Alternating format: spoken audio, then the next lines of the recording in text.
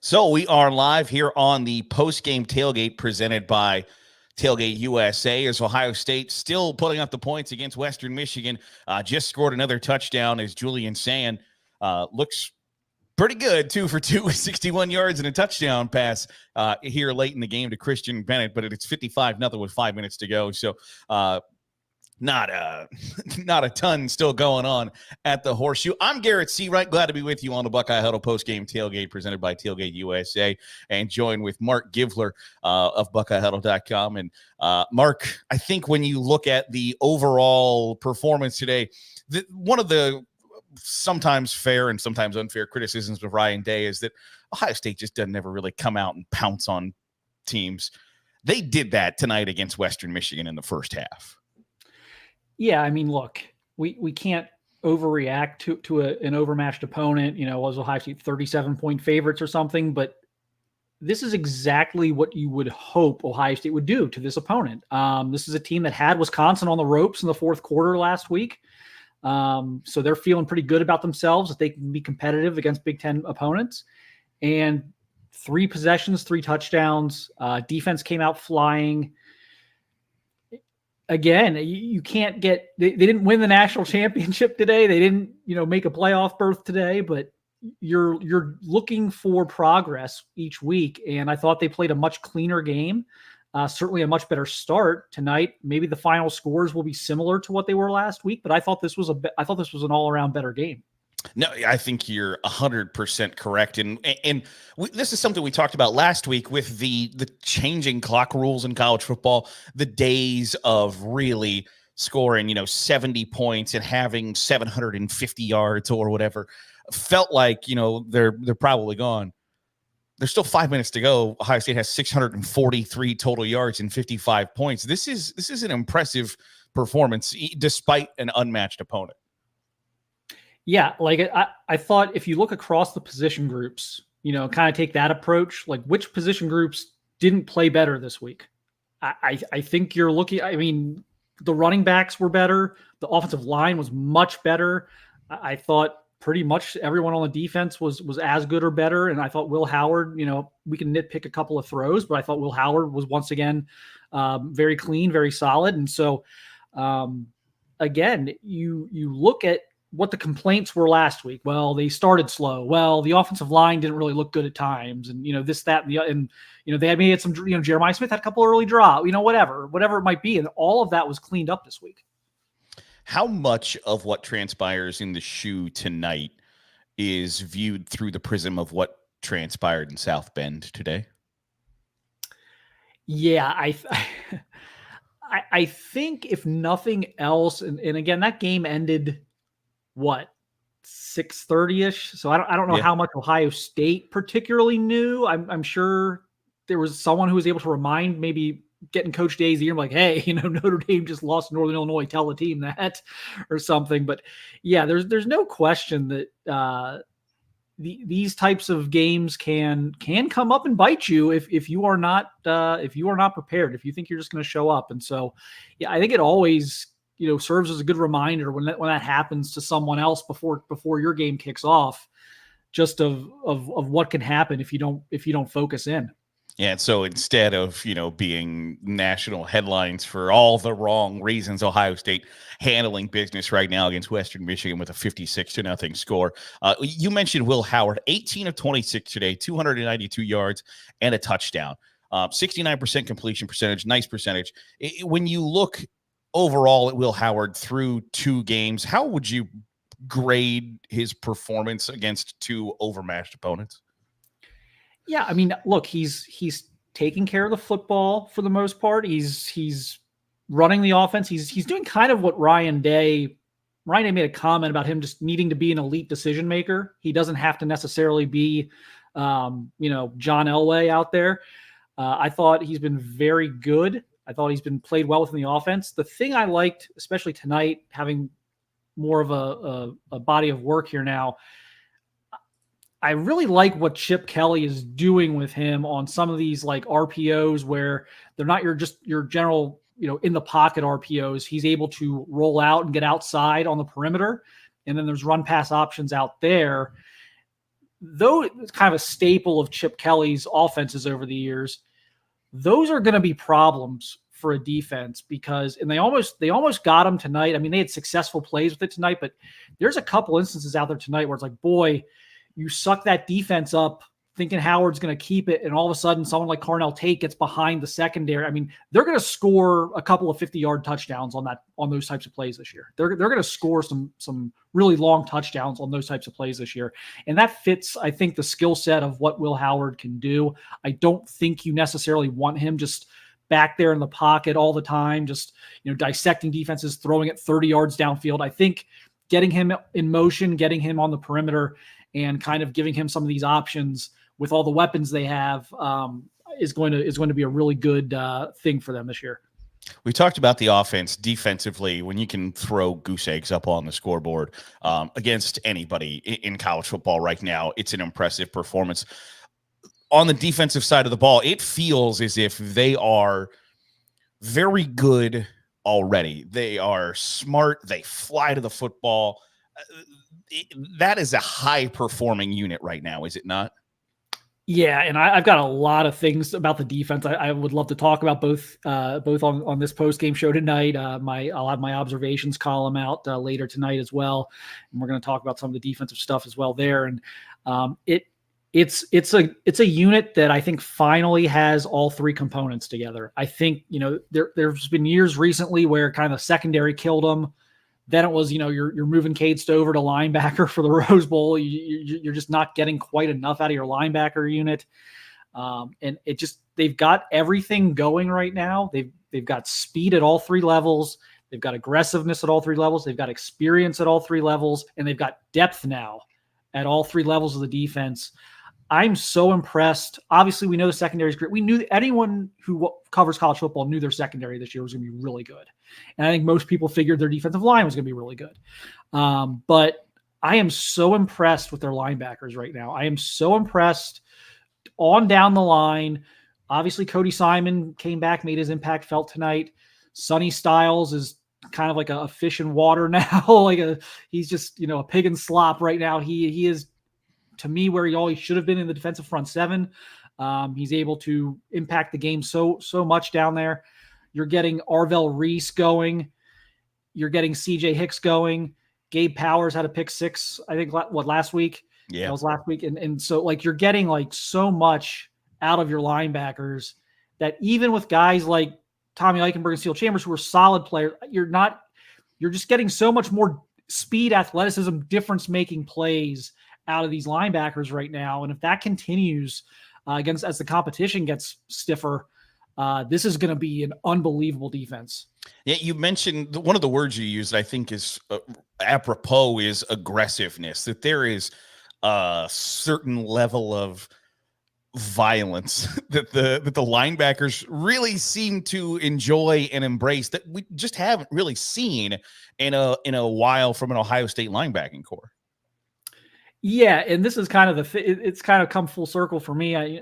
Most people know, my background is recruiting, and so I've known Sonny since he was in 8th grade. I've known CJ Hicks since he was going into his 9th grade year, so he was the summer before his 9th grade year. I've known Arvell Reese since his going into his sophomore year, and these are three of the meanest, most aggressive, kind of heat-seeking missile type of players I've seen in the state of Ohio in almost near 20 years I've been doing this, 15 plus years I've been doing this. And so to see that translate the way it has been kind of cool to see from my point of view, but it's been much needed for Ohio State. It's a totally different attitude, I think, in that room right now. No, I think you're absolutely correct in that.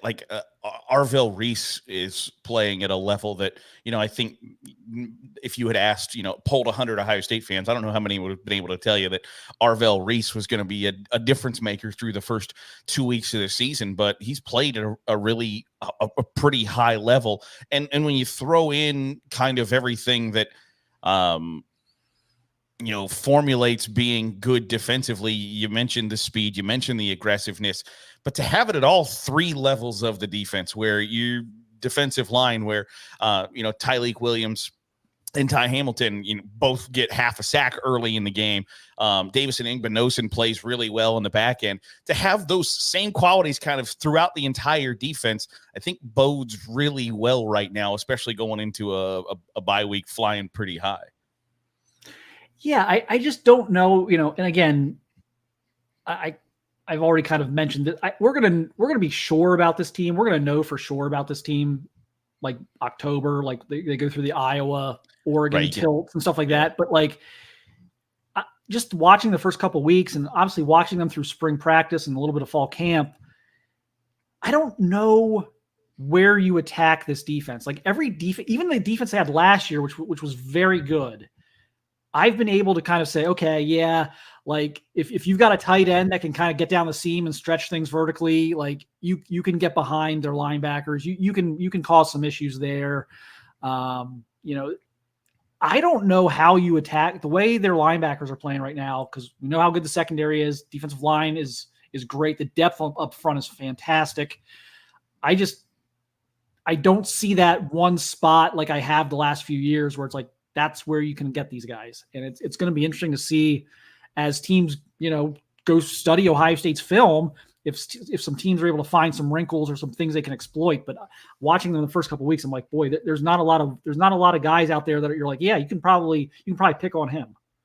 Can you remember a time, or maybe when was the last time that the defense one was so, and I don't know how much maybe more head and shoulders above the offense they are, but it certainly appears as if that's the strongest segment of the team right now, that we were kind of that sure going in or through two games that the defense was as good as we think it is and is the leading portion of the team.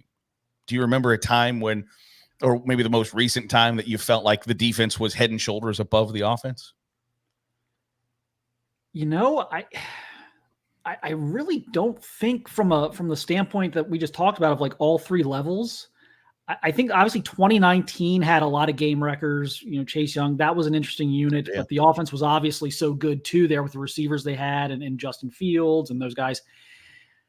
I would almost have to go back to like maybe their last national championship team, but that certainly had a very good offense too. And you had Zeke Elliott kind of driving the bus offensively, but to me, I think I would go back even further than that. I think you have to go back probably early days of Tressel, in my opinion, when they've been able to get NFL talent at all three levels of the defense, like simultaneously. I think it's been that long.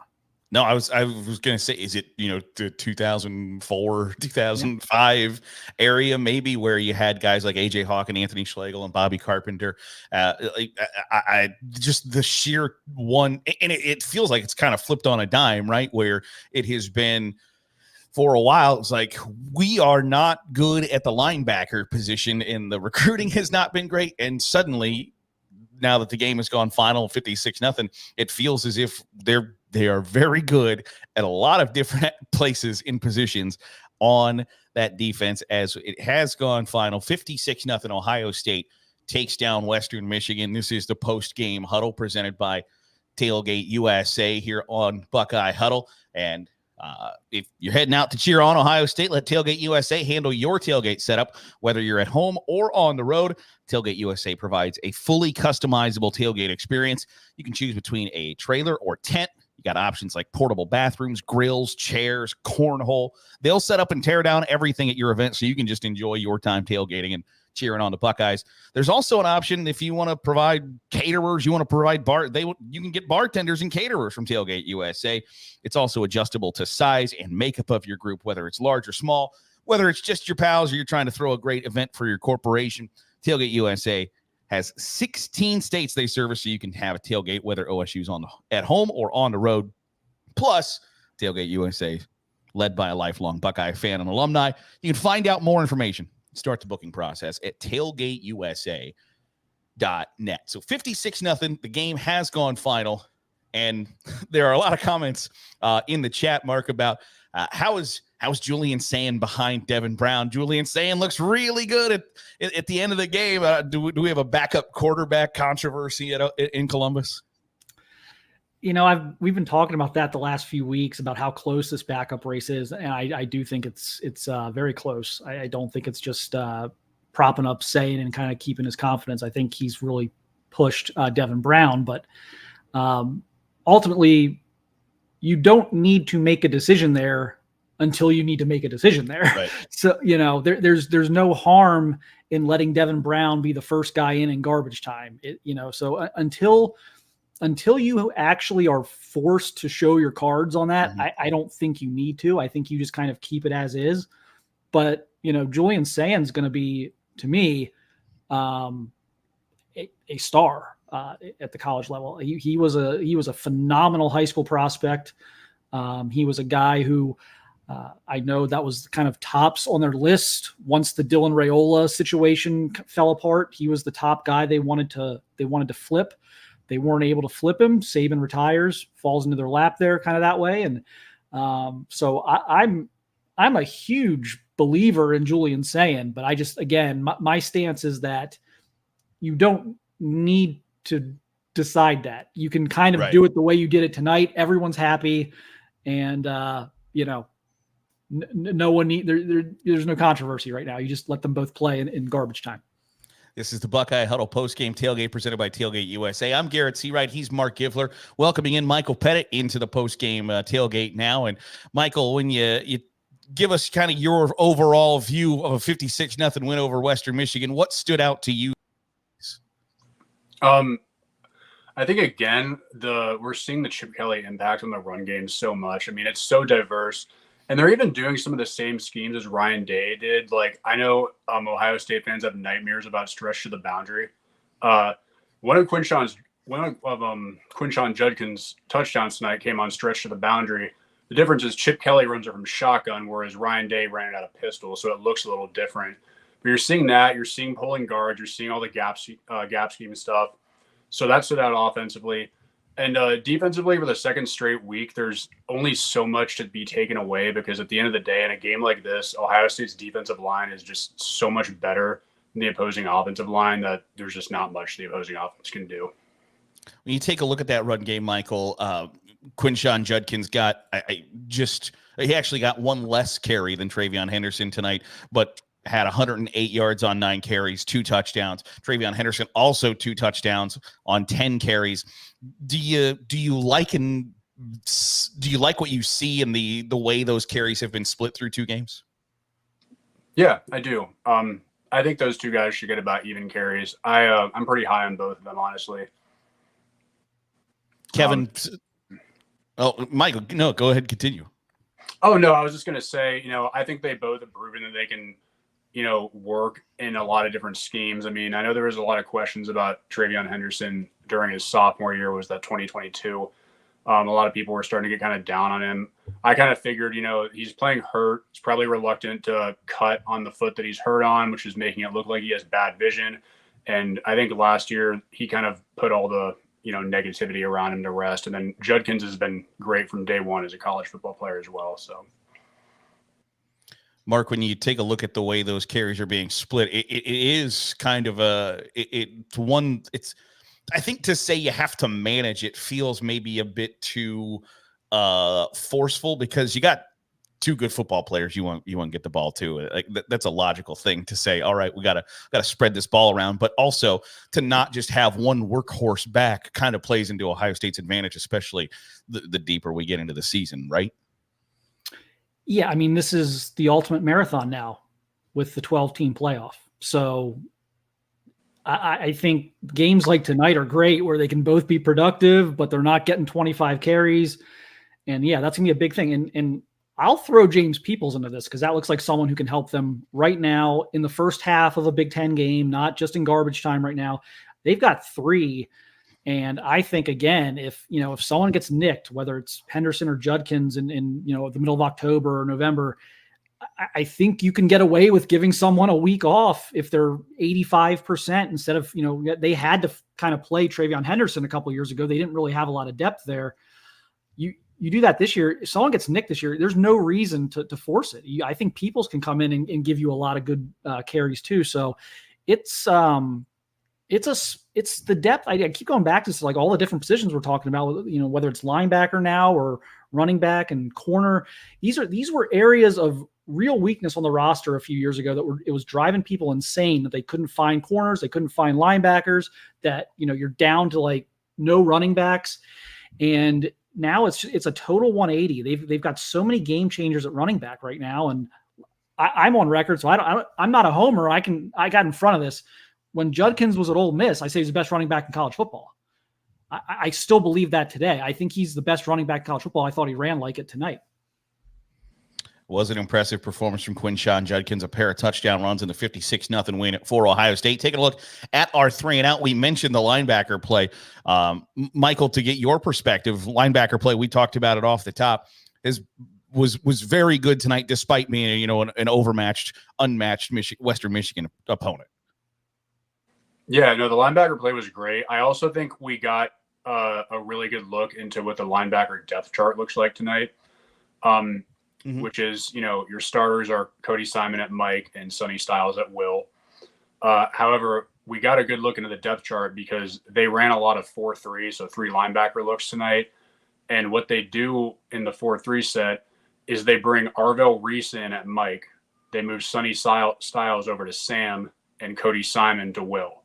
So you get a confirmation, as I think most of us already kind of knew, that those are the top 3 linebackers on the team. And it's interesting to see how they, they moved Cody Simon back to Will in those sets, which is where he played last year. So it's not a big adjustment anyways. But I thought the linebackers looked great. And then even at the end there, Gabe Powers came in and made a few good plays as well. I think he could be linebacker number 4. Going back to the 3-and-out, when you take a look at the 3 main takeaways from Ohio State, Western Michigan today, offensive outburst, the Buckeyes score 35 points in the first half, put another 14 on the board in the third quarter before cruising to the 56-0 victory. 683 yards of total offense, 410 through the air, 273 on the ground, 7 yards per carry compared to less than 1 yard per carry for Western Michigan. Saying it's an offensive explosion, offensive outburst, Mark, might be slightly an understatement almost. Yeah, and the first half numbers are even more impressive. They had over 400 yards in the first half. Their average yard per play was 11 yards per play in the first half, so every play was essentially a new first down. They had an explosive play. The Judkins run that gets called back. I mean, that's 70 some yards off the board there or so. They fired on all cylinders offensively. They had the stats at halftime. They had first 3 possessions, 3 touchdowns after the slow start last week. Again, it was just kind of night and day coming out of the chute this week on offense. And you expect that. I mean, you expect the first game. First games are always weird. So you expect some weird stuff, especially early on in game 1. And again, it was like everything that people complained about last week or you noticed last week that needed to be improved was fixed this week. And that's a sign of a team that's, focused. It's a sign of a team who isn't like, we didn't play, we didn't play perfectly against Akron, but it's only Western Michigan next week. So, we'll figure this out over the next few weeks. No, that's like, we're going to fix this now. We're going to kind of cut this out right now and go right back out there and get to work. And so that's what they did. Going back to the third bullet point from tonight's 3-and-out on the 56-0 victory is the defensive line rotation. You saw impact from several different players along the defensive line between Ty Hamilton, between Jack Sawyer, Caden McDonald, JT Tuimoloau, Tyleik Williams, all had Caden Curry had a tackle also. There were a lot of rotation and a lot of players getting in that I think played pretty well, Mark. Yeah, my thing, I've always been a little bit critical of some of the coaches on the staff in terms of their rotations. I've not always loved how long Ryan Day waits to get the backups in. I've not always loved Larry Johnson's rotations. I thought he was a little stingy last year with how deep they went consistently. And tonight, and we'll see, maybe this 180s in the Big Ten. I don't think it will. I think what we're seeing right now is what they're going to attempt to do in pretty much every game in the first 2 to 3 quarters, and obviously fourth quarter is going to be dependent on score and situation and everything. But I'm watching this game in the first quarter. Caden McDonald's out there, Kenyatta Jackson's out there, Caden Curry's out there. They are rolling like 9-10 guys right now on the defensive line. They're just rolling them. And everyone's contributing. I didn't notice much of a difference tonight. If Tyleek was on the bench, if Jack and JT were on the bench, I didn't notice much of a difference. It's scary to think they can go 10 deep, but it looks like they can. And I'm glad that someone who likes to kind of rotate up front prefers to see that happen.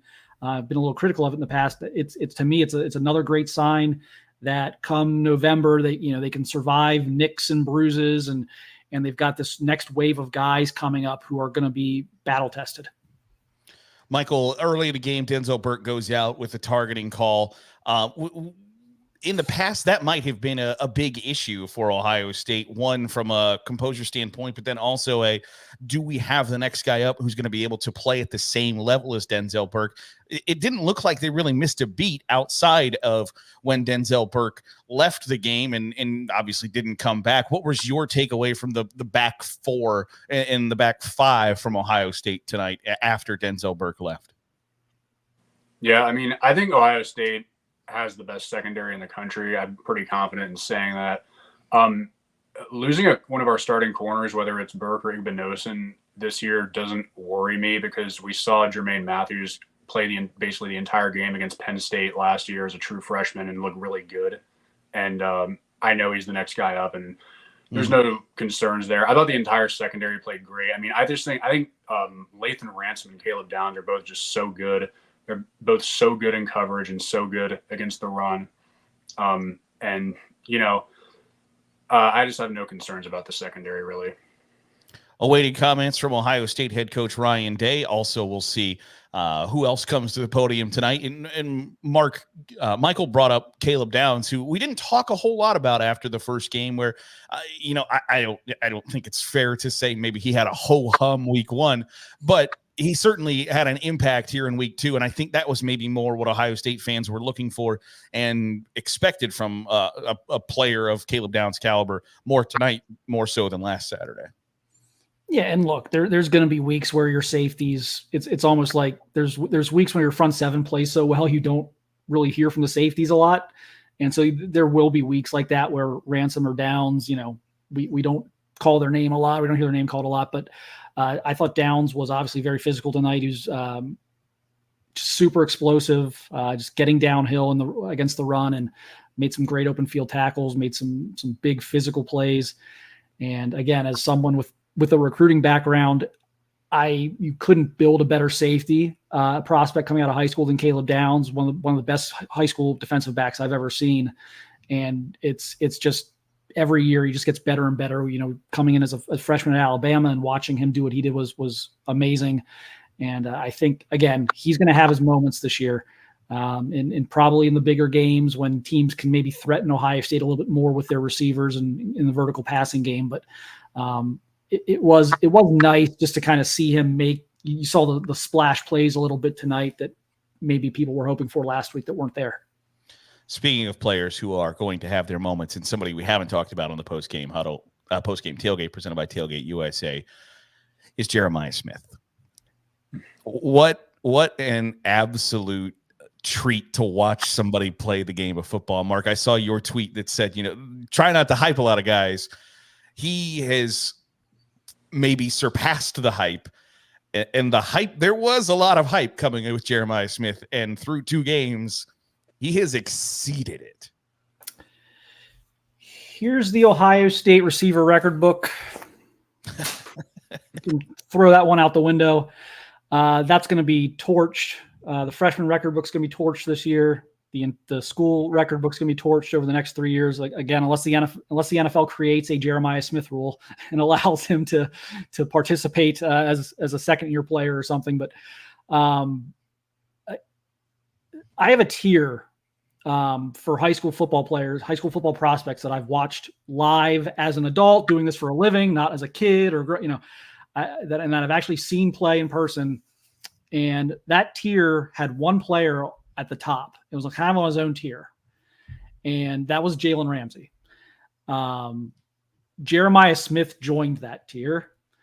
And because of that, I couldn't help. So let you open up with a comment. We'll get back to that in a second. Here's Coach Day. Proud.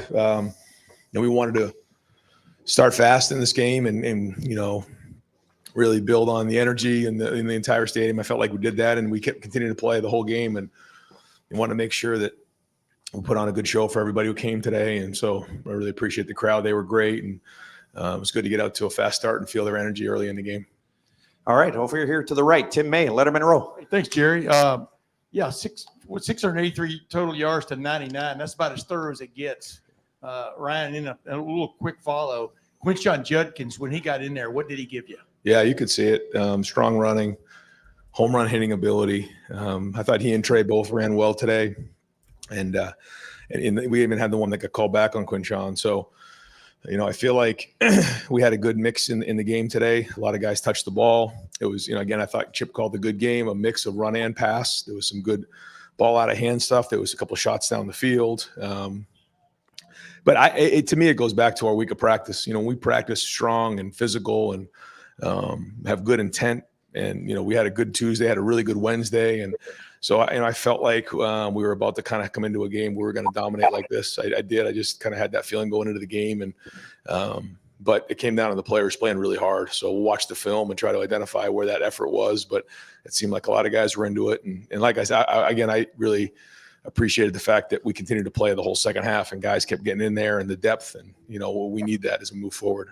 Over to the left, Rob Aller, Columbus Dispatch. Yeah, Ryan, what gave you the feeling that you were going to start fast? And did you do anything consciously to let it rip and open it up maybe different than you have done? Yeah, no. I mean, it was just the way we practiced this week. It was a good energy at practice. And, when you're going against each other, good on good, and the attention to detail was good. Even we do scouts, we go ones on twos, we go good on good. All of them were sharp.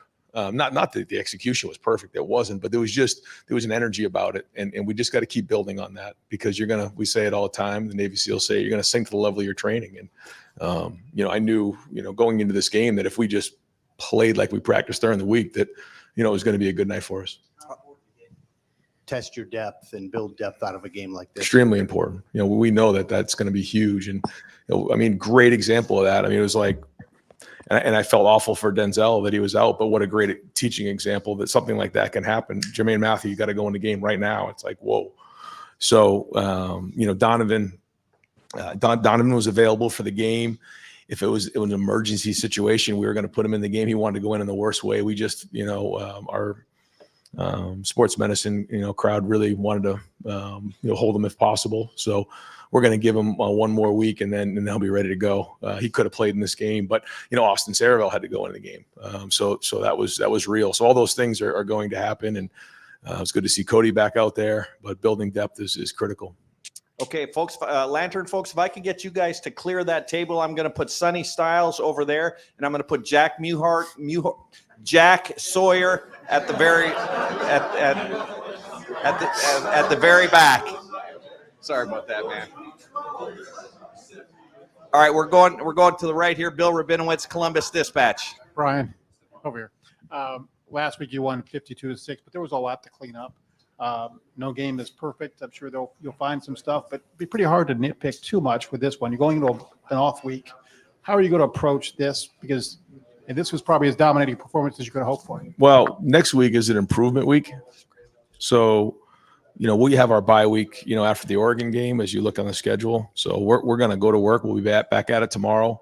We'll have a Tuesday, a Wednesday, a Thursday. We won't go on Friday or Saturday, but it'll be a normal week. We only feel like we're 3 weeks into the season, so we feel like we got a lot to improve on. But trust me, there's a lot on the film that we got to get better at. Every week we got to improve. But at the end of the day, it's about going really, really hard and playing with great passion and great energy and great intensity. And just, the sideline was on fire tonight. You could feel all that. That to me is where we got to keep building, because when you can apply that kind of pressure on your opponent, then, that, it's in all three phases. I I felt like we had a chance in a couple of the returns. They did a good job with the hang time. We went after a couple punts, didn't get home. So we want to continue to apply pressure there in the special teams, but that's what we're after, applying pressure in all three phases. Over to the left, Cameron Teague Robinson, The Athletic.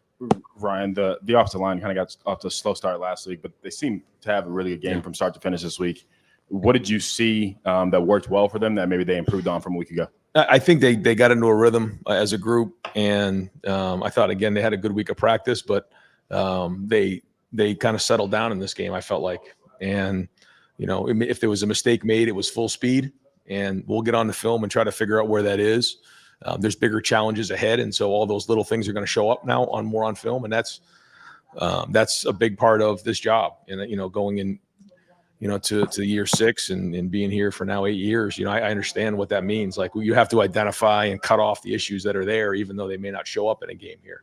But we're well aware of it, and we're going to identify them and get them addressed tomorrow.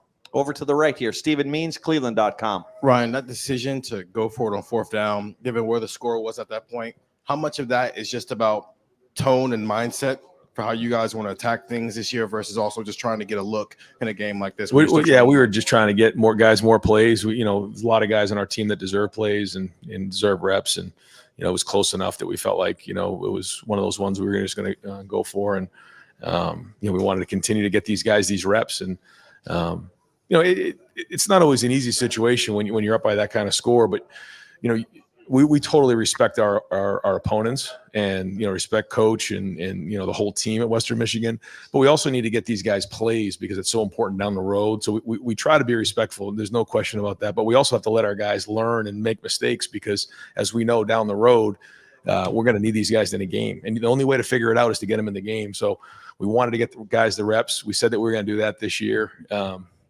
It's not always easy to do because, you want to, again, respect your opponent. But I got a lot of respect for them. I thought that they played excellent the week before, so they had our guys' attention. I think that was a big part of this thing. And, now they go back-to-back Big Ten games. I know that's not easy to do. Sure, that's not easy for us to do or anybody else. So, I think they're very sound. I think they're going to have a good season. I felt like, our guys played well tonight. Okay, over to the left, Joey Kaufman, Columbus Dispatch. Ryan, what did you think of Will's performance tonight? He started really sharp, had the rushing touchdown as well in the red zone. First time your starting quarterbacks run for a score in a while. Just overall, what did you think of his I think he started 10 for 10 and had the rushing touchdown. And there's going to be things, though, that, we see that, we have the shot to Jelani there, maybe throw it better, catch it better. There's a couple of things in there. I'm always going to be super critical of the quarterbacks, but Will's got good demeanor. You can see the effect he can have in the pass game. You can see the effect that he can have, with his feet. I thought he threw some nice play action passes tonight, a couple from under center. And when, to see like Jeremiah catch that pass and run, you see the one that Carnell had last week, catch and run. Those balls are all on time and they're on the money. And those guys, are tremendously talented and do a good job with run after the catch. But a big part of run after catch is timing and location of throws and accuracy. And so, he deserves credit on that. I think he did a good job out of the pocket on a couple of the play action passes that were well designed. So, again, a good day for Will. And my favorite part of the whole day was we missed the blitz on a play action pass. A guy came free. He avoided the sack and then threw the ball away. To me, that was a big play. And those are the things that are going to matter in some of these closer games. Okay, we're going to have 2 more questions for Coach over here to the right. Spencer Holbrook, Letterman Row. Ryan, it's 5 years to the day since your last shutout.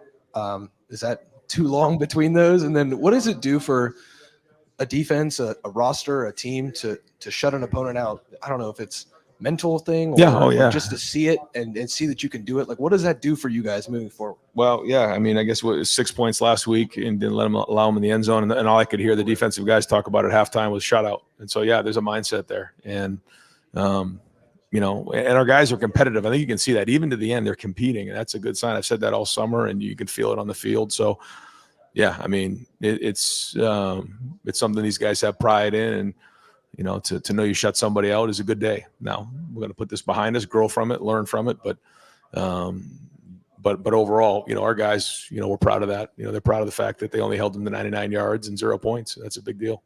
And last question for Coach Day, Dylan Davis, Delaware Gazette. Ryan, I asked you on Tuesday if you were close to putting a third quarterback in last week and if you felt good about a third quarterback. I guess what did Julian show you? Did you know on Tuesday that he would be your guy if you got that opportunity? Or I guess what did he show you this week to put him out there? Yeah, I thought Devin did a nice job on that first drive that he went in there, hit a nice, play action pass, did a couple nice things, threw an over route to Bryson Rogers, which was well done.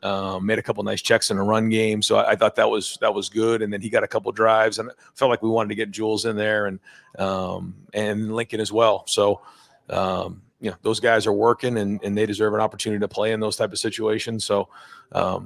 The more we can do that, the better. Would love to get them more and more reps, but when you have that many quarterbacks, it's hard to do. So, but again, I think this team overall is unselfish, and I think that everyone's cheering for each other. They're pulling for each other, and the ball got spread around today overall, and that was good.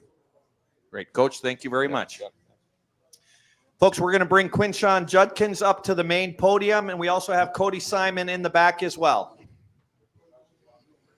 We will open up the floor for Quinshon. Over to the left, Rob Aller, Columbus Dispatch. Quinshon, is this pretty much a lot of firepower on this offense? Are you amazed by it at all the pieces and all the weapons? I would say, just the way that each and every one of those guys prepare for, from the start since I've been here, just to see the talent that we have coming in and just the way that they worked hard. It doesn't really surprise me on Saturdays when they go out and perform because I see it every single day during practice. Over here to the right, Bill Rabinowitz, Columbus Dispatch. You did fine, but, the first 3 carries, I know you got stuffed. Probably wasn't the breakout game you hoped for today. Obviously it was. How special was it, and how disappointed were you when that 80-yarder was called back? Definitely I feel like today was, you see the O-line that we played together as a whole, and not even just those guys, but the team as a whole. And we came out and performed as a team, and everybody came together. So we beat them pretty bad. About the 80-yarder. I mean, I believe in my teammates, so isn't it? Back over to the right here, Quinshon, Tim May, Letterman Row. Right here? Yes. Okay. Yeah, Quinshon, was that like a false start on a 100-yard dash? You just got to go back and do it again? What did that feel like? Yeah, that was the mindset. It gets taken back, just go back and have to do it again. Yeah. So. You seem to be running. I mean, I'm not discounting what you did last week and stuff, but there seemed to be even more of a gusto to your running tonight. Did you feel more confidence in what was in front of you, how your line was blocking, et cetera? What was that take? I would say, just the same routine that I have going into each and every week with, my preparation and the tools that our coaches give us as far as when we game plan on these teams and, looking at every team and the way that we prepare the same. So nothing different. When you get to the age of plant your foot, you just seem like a different guy. What does it feel like out there? It's just like you practice those things. So in the game, I don't think it's nothing different. Over to the left, Cameron Teague Robinson, The Athletic. Quinshon, obviously you had a good day. Trey had a good day. You see, even going down the line to see James have a good day. Sam gets in and gets some good work. Just this, what is it about this running back room that allows you guys to shine when the ball gets in your hand? Yeah, I think just the way that we all believe in each other. We know everybody in the room is special. We know everyone in the room is talented, and get to see everyone in the room work hard each and every day and teach each other different things about our game that we think others can learn. And, and it comes with experience, especially for the younger guys, but just the way that we mesh together and go out on the field and execute, I think it's pretty special.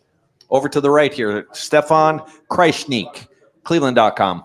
Quinshon, we could see, if you score and you come to the sideline, or when Travion scores and comes to the sideline, you guys are always among the first to kind of greet each other. What's kind of that relationship been like? How's that kind of grown? And why is it that you feel like you both kind of are each other's biggest cheerleaders in those moments? Yeah, I think just the relationship that we have off the field and the time, so much when you spend so much time with someone and the effort that we put into each day as far as practice and the preparation and just the moments that we have together, and we cherish those moments. And, we realize how special this is and how special this team is. So just to congratulate him on his touchdowns, his runs, and critique him, and he can critique me on certain things, and just continue to get each other better. I think that's what it's really about. All right, folks, we're going to take a couple more for Quinshon, but first I'm going to put Seth McLaughlin at the very back on the left. So, Seth, if you want to just go right up there and then make a left turn, there'll be a table waiting for you. Over here to the left, Andy Anders, 11 Warriors. Quinton, just what did you see from your offensive line today? It felt like there was a lot of good blocking in front of you, a lot of holes for you and Travion to run through. Yeah, I think, last week was the first game of the season. Like I said, a lot of people, you go and game plan on certain things and you look at the film and you come out and you see how you can get better for the next week. So definitely happy as a whole. The whole team, we all played well. There's still things that we can improve on, but overall, we played really good today. All right. Quinton, thank you very much. Thank you, guys. Folks, if we could wrap up with Cody, and then we're going to take some questions at the front for Will Howard. We'll start it off over here to the right with Austin Ward, the podcast. Yep. What's up, guys? Hey, Will. Just from the outside, Will, right over here on your right. What's up, Austin? Sorry. No worries. It Jared. felt like just us watching that maybe there was, I don't know, more options at your disposal if the playbook was a little bit more open than week 1 to week 2. Like, is that just the slow buildup of an offense and being able to do more things as the week goes on, the year goes on? I think, every week's different. And, our game plan going into this game was definitely different than last week. And I think, the same could be said about, whoever we play next, Marshall. I think I don't think necessarily that we did anything different or anything new or tried to like open anything up. I think we still had probably just as much in the first game. It really also is just, how the game's going. And, sometimes some of the more exotic stuff's working. This game we ran the ball really well and, we were able to establish a really good run game. And that was great. But yeah, I think part of it, we're evolving every week and we're taking the things that work and the things that don't and learning from it, whatnot. But yeah, I think we did a good job evolving, and I think just overall we just played cleaner, to start the game. Over to the left, Rob Aller, Columbus Dispatch. Is there a limit to evolution, how good this offense can be? I mean, I'm not sure there is, but I'm sure you'll find something.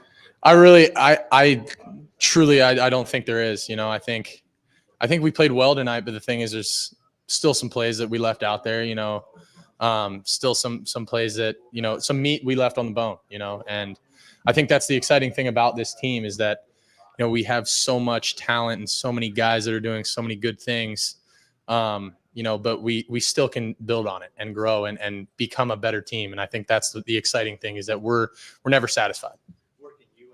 And what hurts more, the missed throw or the made throw? I mean, in terms of like, what do you remember coming out of a game like this? Oh yeah, the missed throw, 100%. Like that throw I underthrew to Jeremiah, that's gonna like really hurt me for a little bit. But I mean, I think I played a pretty clean game for the most part. But yeah, like coming out of a game like that, like those are the ones that sting and burn and that I remember and that I don't want to let happen again.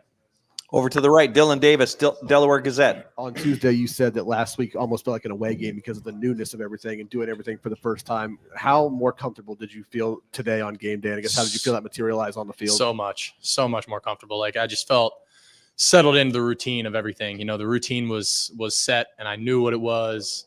I didn't feel surprised by anything. And I think, the same could be said about a lot of us, last week being new guys, quote unquote, even Coach Kelly, like there's some new coaches, everyone's kind of figuring, finding their way and finding their feet. But this week was a lot better because we got the same routine and it's great to get into a routine and know, I'm a big routine person, whether it's day to day or on a game day or whatever. Like I just like to have a routine. And when you can settle into that routine and know what to expect, what's coming, like it just settles your mind down a little bit and you don't have as many like jitters. And, I think you saw that today.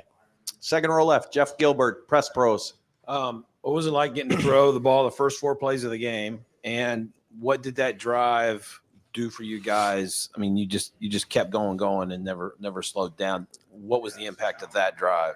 I think it was good. I like to get early completions and, easy completions. And I think we did a good job of getting me a couple of just easy completions, and just letting the guys, just facilitating, getting the ball out of my hand. I think the first one I probably could have just gave to Trey and let him run. But, it's all good. And I think we started off really fast, got some good plays and we're able to move the ball down the field well. Over to the right, Stephen Means, Cleveland.com. Well, I don't know how many completions you've ever had to start a game off like that, but you hit your first 10 as a quarterback. when you get into a rhythm like that early, like how are you feeling out there? Are you in it? Do you feel like you can kind of not hit anything at that point? You feel like you're in the zone, especially when you get a couple of easy completions early. It just it settles you down, and you just feel like you're settled in. It doesn't feel like, you're guessing or anything. It just, for me, I just get into a rhythm, and once I make a couple throws, couple completions, it just everything kind of matriculates and just, it feels good. Over to the right here, Andy Backstrom, Letterman Row. Yeah, Will, you had your first rushing touchdown today. How did that feel, first of all? And then I think that was out of a heavy set. A lot of heavy sets today. Do you like that? 3 tight ends, 4 tight ends? I love it, man. I love it. I love getting in that heavy stuff and running the ball, and especially because that usually means we're in either short yardage or in the red zone, and we were in that a lot today, which is great. And we made some good plays, but I always say, it's great to throw a touchdown. It feels awesome. It's a great feeling, but there's nothing quite like running a touchdown in and feeling the crowd and celebrating with your teammates in the end zone. Like there's no feeling like that. And it was pretty awesome. Over to the right, Joey Kaufman, Columbus Dispatch. Will, coach, they mentioned that he thought your timing was better with some of the guys this way, like Jeremiah, and that sets when your timing's better, it helps set up some of those bigger plays. What do you think maybe contributed to that and just the overall time with you guys? I think we were just settled in from the start. And I think the way that we started kind of helped us get into a rhythm faster. And I think, when I'm on time, when my feet are moving, even a couple plays tonight, there are plays where my feet, kind of go dead. And I may, not be as accurate on that throw. And there's some certain things that I know I need to keep working on. But, I think that we were able to get into a quick rhythm and get a couple completions and from there, it's just you're able to settle in and kind of let things happen. Stefan Kreisnik, Cleveland.com. What's it kind of like from your perspective having 2 running backs like Travion and Quinshon, and kind of take us through what their relationship is like kind of from your eyes? Yeah, it's pretty cool, man. It's sometimes it's funny. I don't even know which one of them's out there on the field until I look to my right. I'm like, oh shoot, Q's out here. Oh, it's Trey. Whoever. They're so interchangeable. It's unbelievable. And the coolest thing about those two is that there's zero ego, anything. Those two are probably each other. They're very tight, and I know that they get along super well. Those two just kind of embody what this culture is about, and how they work together. They don't care who gets all the the rushes or who scores a touchdown or who obviously tonight they both did a great job. And our O-line played outstanding today. I thought they stepped up and really played well and moved those guys off the line. But it's cool, man. When you got 2 running backs like that, they're pretty interchangeable and have a really good relationship. And are as talented as those 2 are. They're both freaks. It's pretty fun. 2 more questions. Bill Rabinowitz, Columbus Dispatch. Shot question. Obviously, last week you played fine, but not like the breakout he had tonight. What stands out the most to you about his talent and maybe just the way? You both are obviously first-year players here. Mm-hmm. About his adjustment here.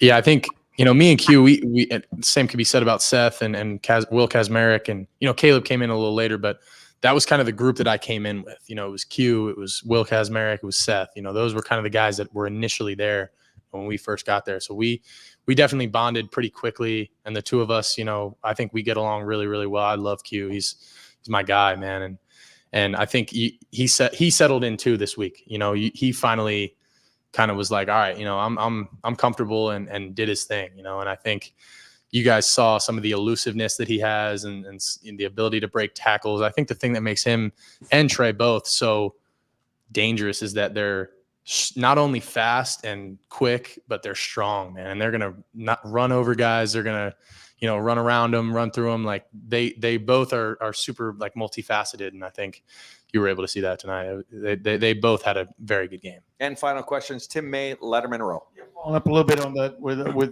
Quinshon. When he plants his foot and goes, what's it like to watch that at field level? If you follow him, yeah, it's fun. It's like watching a highlight tape on the field. It's pretty cool. When I saw Jeremiah catch that ball and the safety fell down, I was like, he's gone. It's a touchdown. There's no question. And then when Q goes out there on that speed option that should have been a touchdown, but I'm not going to talk about that. But on that one, he puts his foot in the ground, and he there's no doubt in my mind those guys are going to score. They the guys like that, man, they just find a way to score. And Q is so much like that. He's gonna go out there and make some special plays. Quickie, the deep one to Jeremiah and then the one to Jelani. You know what I mean? Was that just a matter of trying to be too fine, from your vantage point? Yeah, Or, I think you know just what I'm saying? trying to place it. Yeah, just not just letting it rip. I think sometimes that can be my problem a little bit if I'm just trying to be too perfect, and especially on deep balls. If I just let it. I think the one to Jelani, I think I was trying to layer the ball and put it over top and not get it over the linebackers, but I just got to know that the linebackers are up and I can just put it on them. But I think overall, we played a good game. I'm very satisfied with how it went, but I think the overwhelming message is that there was still meat on the bone and that we feel good about it, but there's still so much to improve on, and I'm excited to get into the film and look at what we did well, but most importantly what we didn't do well and what we can improve on. Great. Will, thank you very much. Thank you all. Go Bucks.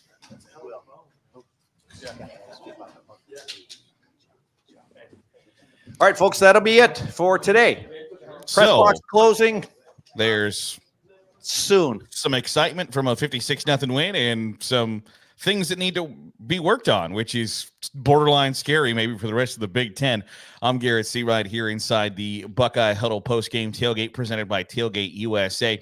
Joined once again by Mark Givler and Michael Pettit. And Mark, before we heard from Ryan Day, and one of the last questions to Will Howard was about Jeremiah Smith, you were comparing Jeremiah Smith to a very elite NFL player from his high school days.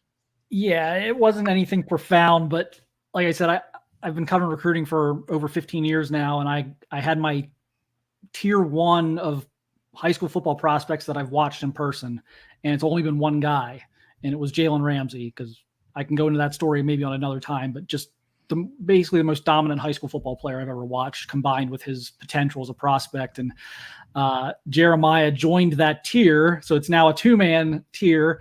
And I've just always been the guy, every year there's a couple of 5-star guys that come into the program and it's, well, are they going to start? And it's always like, no, of course not. No, Paris Johnson's not going to start. And, whoever, Edric Houston's not going to start, whatever it is.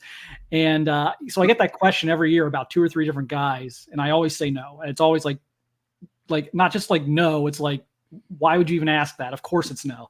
But with Jeremiah, it was like, no, actually, he is definitely going to start. I said that like back in the winter. I said there's like 0 chance he's not one of their best 3 receivers the minute he walks onto campus. And it was just so out of character for me. I just never say anything like that. But it became a thing of like, I'm always downplaying like, hey, like this is going to take some time. And with Jeremiah, no matter how much I thought I was hyping him, like all this stuff I was saying, he's going to start. He's like, he's on this tier with Jalen Ramsey. He's like the best, best incoming freshman I've ever seen and live in high school. And it's like, I can't keep up. No matter how much I hype him, it just doesn't seem to be enough. No, it's an impressive. He's moving past Chris Olave in the freshman touchdown catches after 5 quarters. Is an impressive stat. Michael, Ryan Day had talked about how he felt that Chip Kelly had called a pretty good game today and is pretty happy overall through 2 games. How much does that free him up to really be the CEO that Ohio State needs, rather than being so singularly focused on the offensive side of the football, that he has somebody that he knows intricately and can trust to develop that side of the football the way that Ohio State needs it to be? I think it's huge. And, I'm really happy Ryan Day was willing to do this. Some coaches might let their egos get in the way, not want to step away from calling plays. But we were fortunate enough that Ryan Day had a guy like Chip Kelly who he could come in, trust from day one. And we've already seen Kelly's imprint on this offense so much. I mean, again, we haven't seen stretch to the boundary from pistol once in either of these first 2 games.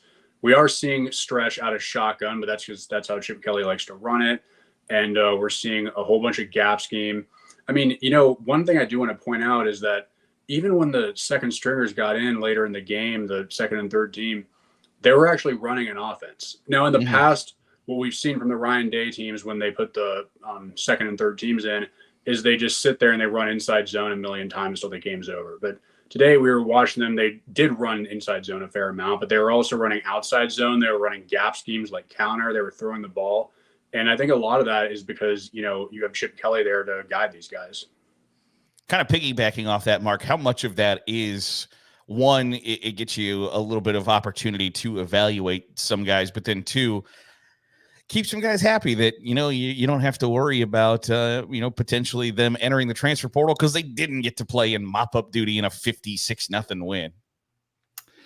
Yeah, the name of the game right now in today's college football landscape is roster management. It's so important. It's not just, getting a couple guys out of the portal each year. It's keeping guys out of the portal.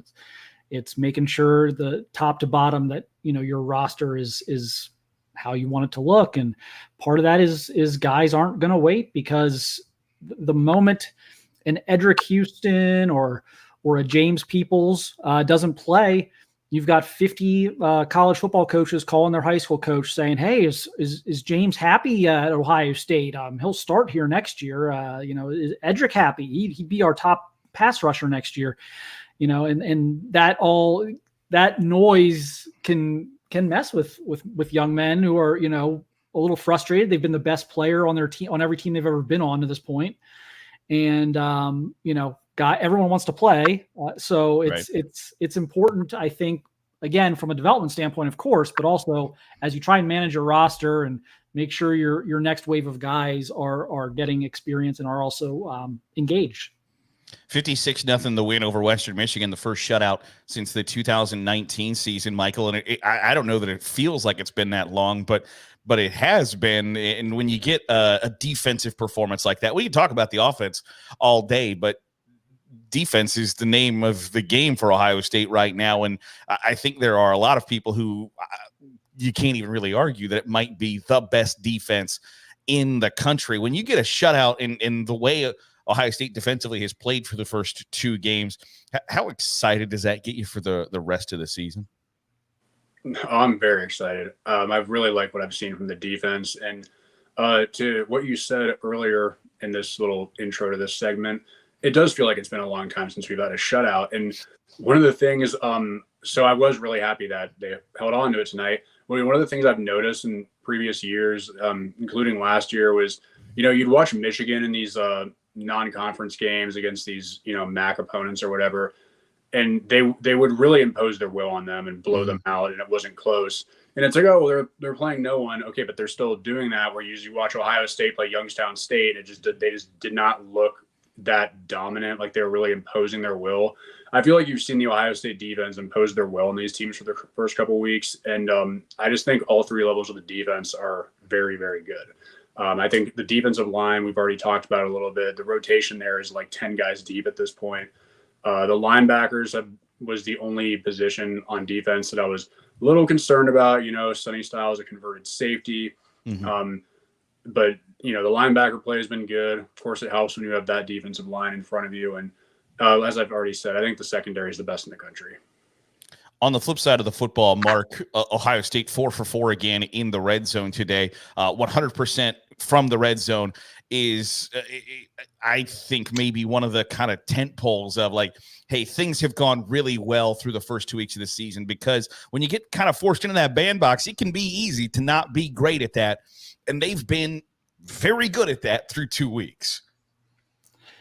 This is an area that I think Chip Kelly and his diverse run game schemes and just his diverse play calling is going to really help them, because they've had their share of red zone issues at times over the past several years, even going back to the end of the Urban Meyer era, and just not being able to necessarily finish drives with touchdowns, kicking short field goals, and that maybe you may get away with that in September, but those 4-point swings that you leave on the table, they can cost you playoff games. They can cost you championships. So again, this is where I think Chip Kelly will continue to pay dividends for them, is with their red zone offense.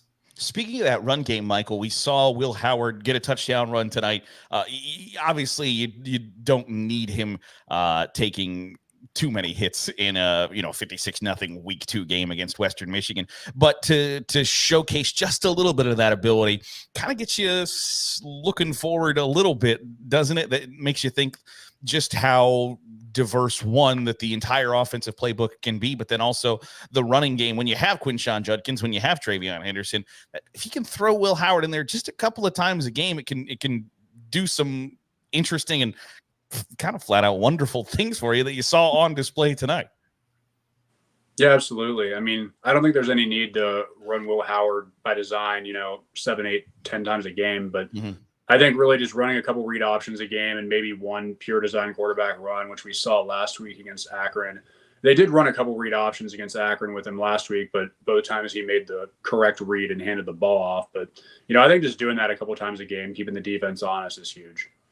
Mark, for Will Howard, how much of the, I guess, maybe pathway to success for him is about efficiency more than explosiveness? Yeah, I mean, Ryan Day even said, wants him to be an elite decision maker, and that's the most important thing. And this is not a knock on Will Howard, but he's not the best player on their offense. They've got 2 elite running backs, they've got 3 elite receivers. When you're in that kind of situation, you just need to make the correct decisions, deliver the ball on time where it's supposed to be, don't turn it over. And again, I think his legs are going to be a factor in the red zone. I think his legs, again, we talked about it earlier, maybe even before Michael was on, we talked about how much I like Chip Kelly's kind of longstanding philosophy, if you will, of just getting the quarterback. It's like an RPO concept, but it gets the quarterback actually out of the pocket and gets him on the perimeter. And how I think, tonight we saw that a few times and it was successful. I think it's going to be more successful as the season goes on. I think they're going to hit some big plays off of that down the field to their receivers when they suck the back 7 up. I think just having kind of the idea that you don't need the quarterback to be the world beater, he needs to be good enough for Ohio State to be good enough offensively. And I think that's a fun place to be at because you have so many weapons around him. Mark, let's take a look at your game ball for tonight. Who is going to take home Givler's game ball? This was tough this week because so many guys played well, but I had to go with Judkins. I'm giving him the long touchdown run. So it was essentially like 10 carries for 200 yards and 3 touchdowns. I mean, just unbelievable night for him. The explosiveness, the way he hits the hole, the balance he runs with, the vision he has, and just there were so many carries where your average running back gets 4 or 5 yards and he got 8 or 9 after just pushing. The one earlier that they ended up getting stopped on 4th down, they had the little cute tight end flat that didn't work. That run before that set that up and got them that short yardage was just a thing of beauty. Again, I when he was at Ole Miss, I called him the best running back in college football, and I thought he looks like that tonight, and I think he will prove himself to be the best running back in college football this year.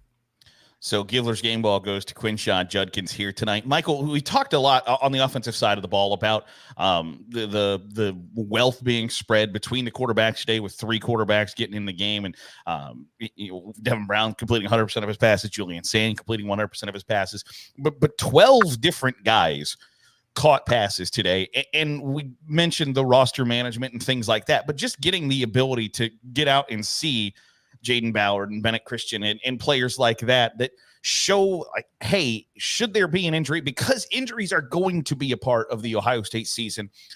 We can wish that they weren't, but they are going to be.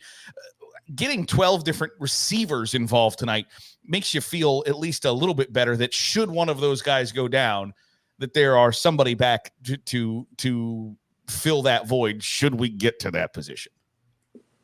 Yeah, no doubt. And that kind of goes back to what I was saying about how I like that when they put the backups in tonight, they actually ran an offense and it wasn't just run inside zone 100 times till the game's over. And so, we got to see the ball get spread around a little bit, because in those late game reps for receivers, if you're just going in there and running inside zone, that doesn't really do anything for them. But if you're actually running pass concepts or even, vanilla stuff, just like, screens and stuff like that, and little RPO reliefs, you still want to just give them some reps. And so it was good that they got that tonight. And I did like what I saw. I mean, Brandon Ennis in particular stood out to me from the second team receivers, but yeah, it was good to see some guys get involved.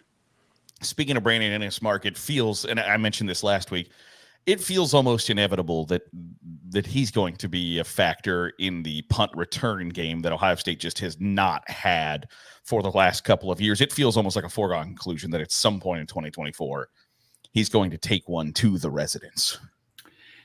He is going to give them a different element. And it's not even that he's more athletic than other guys they've put back there in the past. I think for me, it's a mindset thing. He's just very aggressive. He wants to make a big play. There was even one there toward the end of the game. It bounced. Most guys let that thing bounce all the way down inside like the 15-yard line, and he stands on the 30 and he hops into kind of a pile and secures the ball, drops down, saves him 10 or 15 yards on the bounce. He just really attacks it. He likes doing it, something he's always done. So I think he's going to give them a different element. I'll go one step further. I think Brandon Innes will have a game this year at receiver where we look and he ends up leading the team in receiving, or having like a play or two of the game or something as a receiver. I think he's going to be kind of their sixth man almost, where one night he may lead the team in scoring or whatever it might be. So I think they're going to get a lot out of him this year. About to go back to Columbus to Tom Orr and Tony Gerdeman for Buckeye Weekly Podcast, the Buckeye Huddle Postgame Tailgate, presented by Tailgate USA. You can get ready to elevate your game day with Tailgate USA. They bring the ultimate customizable tailgating experience right to you. Forget the hassle. Their team handles every detail so you can focus on the fun. From the moment they deliver your fully stocked trailer or tent to the final cleanup after the big game, Tailgate USA has you covered. TVs, on-site bathrooms, grills, seating. They've got everything you need to throw the ultimate tailgate. If you need bartenders or caterers, they got the best. Whether it's a corporate event or a day out with friends, your tailgate will be one for the books. Tailgate USA is in 16 states, but their favorite place to be is in Columbus to cheer on the Buckeyes. The team is led by a lifelong Buckeye fan and alumni. Tailgate USA is booking fast for the 2024 season. Don't miss out. Visit tailgateusa.net to start planning your next unforgettable tailgate today. If you're heading to the big game, let Tailgate USA handle your tailgate setup, whether you're home or on the road. Mark Givler, Michael Pettit, appreciate your time here after the Ohio State victory. Obviously, it has been a big-time victory. Michael, final overall thoughts from a big-time shutout win tonight over Western Michigan. Love the entire defense. I love the defensive line. I'm really high on Caden McDonald from the backups, and I think every level of this defense has a chance to truly be historic. Mark, your final takeaways?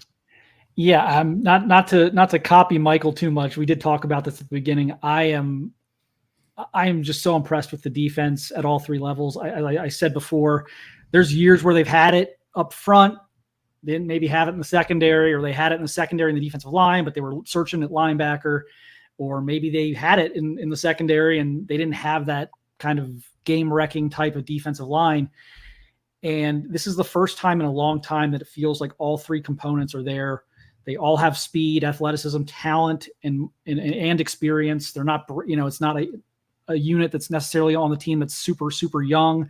It just the depth behind them, they can lose a lot. They're 4 or 5 deep at linebacker. They're 10 deep on the defensive line, and they're probably 7, 8, 9 deep in the secondary right now.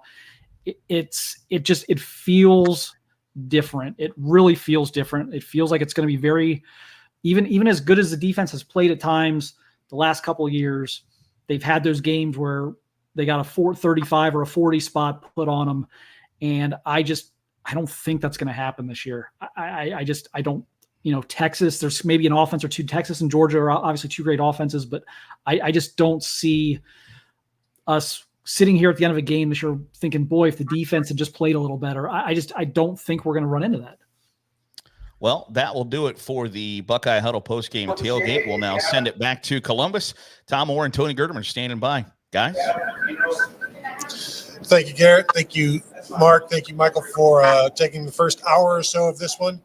Welcome, everybody, to the Buckeye Weekly Podcast portion of the Buckeye Huddle postgame tailgate presented by Tailgate USA.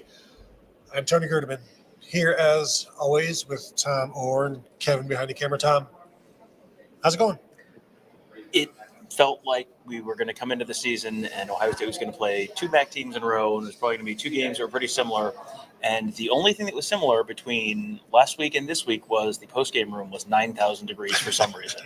Other than that, the weather was about 30 degrees cooler outside. The game was over about 2 quarters earlier than it was a week ago. And I don't know. I mean, we know people love to complain, Tony. I'm going to be interested to see what the complaints are, if any, because that felt like a pretty comprehensive performance against a team that, yeah, they're a MAC team, but they gave Wisconsin a pretty good run last week, and they did not give Ohio State a very good run. Well, as Will Howard said, there was still meat left on the bone. You could talk about the 80-yard run that was called back for Quinshon Judkins. You could talk about his throw to Jeremiah Smith that was underthrown. That was Jeremiah Smith had his guy beaten by 5 to 8 yards, and he had to wait for it. But you're looking at the first shutout in 5 years exactly for Ohio State to the day.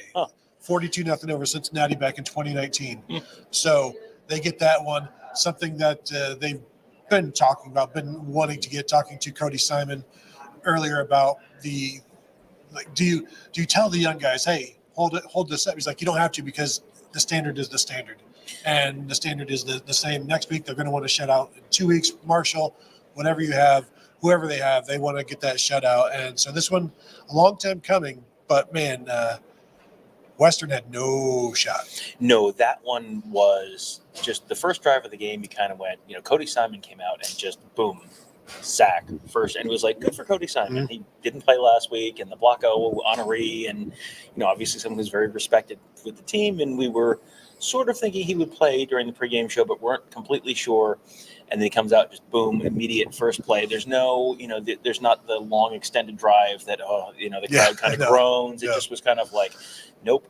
And then Ohio State, did they score on the first drive? Yes. Yes. Yeah. First 3 drives. First 3 drives. Yeah. It was just kind of over very quickly. Yeah. Just pull up the Ohio State drive chart right now. Touchdown, touchdown, touchdown, punt, touchdown, touchdown.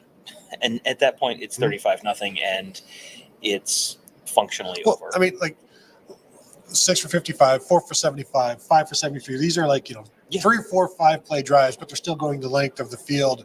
Just a dominating performance from the offensive line, from the running game, from the passing game. We talked about wanting to get it. They wanted to get a fast start. They did exactly that in every facet. Well, Ryan Day talked last week about hitting these benchmarks that they want to hit in terms of the college football playoff committee and making sure they're checking all the boxes. They, if they had not kneeled on the ball at the end of the game, could have finished with over 700 yards of total offense and held Western Michigan under 100 yards of total offense. Those are 2 things that probably have not happened more than a handful of times. This is why, folks, Jerry Emig is the absolute legend. Kevin is going to go help himself to some pizza. Kevin so throwing we will, crotch chops our way. Because... That's not true. Yeah. So anyway, Ohio State had, 700 yards of total offense. That's a very rare thing to hit that number. And then to hold the team under 100 yards of total offense, that's a very rare thing as well. So to do potentially both of those in one game is about as thorough a whooping as you can hand out. And this was not the Little Sisters of the Poor. This is a team that's a halfway decent team. You get the sense that this is a Western Michigan team that's probably going to at least be bowl eligible, at least. And that was a team that looked like they brought someone from like the middle of a average Ohio High School Athletic Association Division III school, and it was like, well, like a middle of the pack team, not great, not terrible, just middle of the pack. And that was the first time you really saw what I think Ohio State fans were expecting. And, we said on the pregame show, don't read too much into it, but I think Ohio State fans can certainly feel good about it. You'd rather be in the position Ohio State was tonight than the position Michigan was in, or the position Penn State was in, or the position Oregon is in right now at the moment at halftime against Boise State. It's their first time with this many yards since they put up 763 against Toledo in 2022. This is the first time they've been over 600 yards since 2022 as well. I think they topped out at like 563 last year. So this is the kind of offense that people have come to expect since Ryan Day or Urban Meyer took over, where you can have these kinds of games, and then Ryan Day takes over, and they're just setting school records in terms of total offense. 410 yards passing, 273 yards rushing. This was nobody did a 220 or anything like that this week. No. But we can start with the quarterbacks, because Will Howard, 18 of 26, 292 yards. But I think the one thing that I liked that we finally kind of saw was his touchdown run, the read option. Mm-hmm. He kept it, and that's now something that everybody's going to have to worry about. Not that they didn't before, but they showed it, and that's going to be part of the game. And when you're already running this well without that, and then you add that into the mix, it makes it even more dangerous. You see him there on the screen, 18 of 26, 292 yards. Really, again, had plenty of time to throw, was accurate, making some good throws. A very Tate Martell start to the game, 10 of 10. The highest praise you can give a quarterback. And then once I said something about, the very Martellian, then the next throw is to Jelani Thurman, which is incomplete. Mm-hmm. Had him maybe a little bit more zip, would have gotten him into the end zone. So that was a very good start, and finished fine overall, really efficient in the backups. Like Devin Brown and Julian Sain going 7 of 7 together. Yeah, it's hard to get better than that. Right. Yeah. You finished the game 25 of 33. And so that's 8 incompletions. And Will Howard had 8 incompletions. But he completed 69% of his passes in the game. That's perfectly, that's a winning percentage, especially if you're averaging, I can do math, probably not at this hour, but I can do math, 292 yards and 26 attempts. If you're averaging, absolutely, you did not do that in your head. I did. That's okay.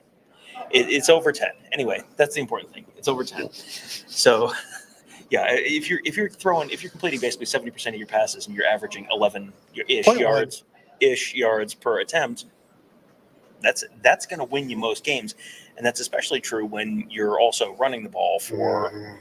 The average yards per play was 9.5, which that's going to win you a bunch of games if you're basically getting a first down every time you snap the ball. And average yards per rush 7. Average yards per rush for Western Michigan 0.9. You outrush your opponent by 6 yards per carry. There are a bunch of benchmarks here that are, well, if you do this, you got a pretty good chance to win. If you do all of them, the game is over very early. Yeah, if that Quinshon Judkins doesn't get called back, I think he rushes for like 181 yards or something like that on his 9 carries, 185 yards, something like that. But this is good to finally get him going. And he looked at 2 223-yard touchdown runs. As we mentioned in the pregame show, first time in 6 games, he's averaged over 4.5 yards per carry and well over, nearly 3 times that amount. Travion Henderson, fine, 6.6 yards per carry. You'll take that every single week. And then you get James Peoples in there, and he's just fun to watch. Sam Williams-Dixon gets going. And I think, but maybe my favorite part was Mason Maggs, walk-on quarterback, getting some time in there, getting a carry as a running back. We've seen that in the spring game with the black jersey. I did not expect to see that in an actual game. So they're just rewarding people at this point. Well, this is going to be something that is going to make a bunch of people's hair on the back of their neck stand up, and not in a good way. Ohio State managed its personnel tonight a lot like Michigan has the last couple of years, in a way that we have been very complimentary of Michigan for doing, because it wasn't just, okay, now you're up 50 points and now you put in all your backups. You saw backups early on. You saw backups in the middle of the game. You saw backups at the end of the game. They played 4 quarterbacks. They played they played the 4 scholarship running backs. You saw every scholarship wide receiver on the team, I think, pretty much. I saw Davis, except for Witten. Probably. Oh, Demarion Witten. Yeah, I don't know that I saw Demarion Witten out there. That's true. But Mylan Graham was out there at the end of the game. I mean, you saw a little bit of everyone. And that's good. That's what this kind of game is for. When you have the opportunity, this is why you want to be able to step on someone's neck real early, because then you have a lot. They had functionally 3/4 of the game to play with, where there was no danger that Western Michigan was going to, unless Ohio State accidentally, threw the ball backwards out of the end zone 30 times. Western Michigan was not going to put up any kind of dangerous amount of points. So that was an opportunity to really really take advantage of the opportunity to play a lot of guys, and to the credit of the entire coaching staff, because we know position coaches are in charge of that. It's not just one person making the change. The whole staff really seemed like they embraced it. 12 different guys caught passes for the Buckeyes, which I'm not talking about records, but I wonder when the last time they did that was. And now I'm looking to see if that was Bennett Christian's first career catch, and I think it was. Yeah, his average is now 55 yards per catch, which is better now than Brandon Ennis's, who came into the season averaging 58 yards per catch, but that average took a dramatic drop today with his poor performance of not getting 58 yards per catch on any of his 2 or 3 catches. Yeah, it's safe to say if Bennett Christian can maintain this average over a significant enough number of catches, potential college football Hall of Fame career. Potential. Can we talk about Jeremiah Smith yet? Is that okay? Can we do this?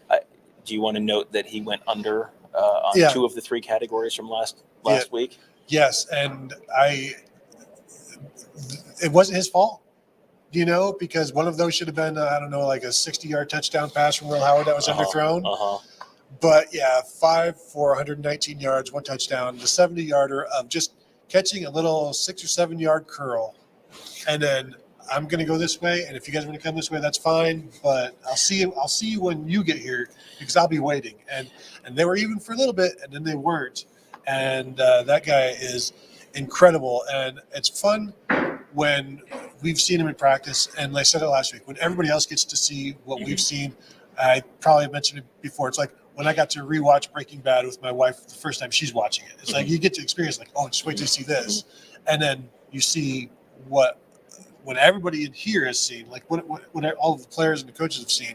We've gotten to see a little bit of it, but now everybody's seeing it, and it's always fun. Jeremiah Smith is the one who knocks. There's not much question that he is the one, and we spent a lot of the year trying not to get too overly. That's out the window. Yeah, the secret is out. Everyone has seen it.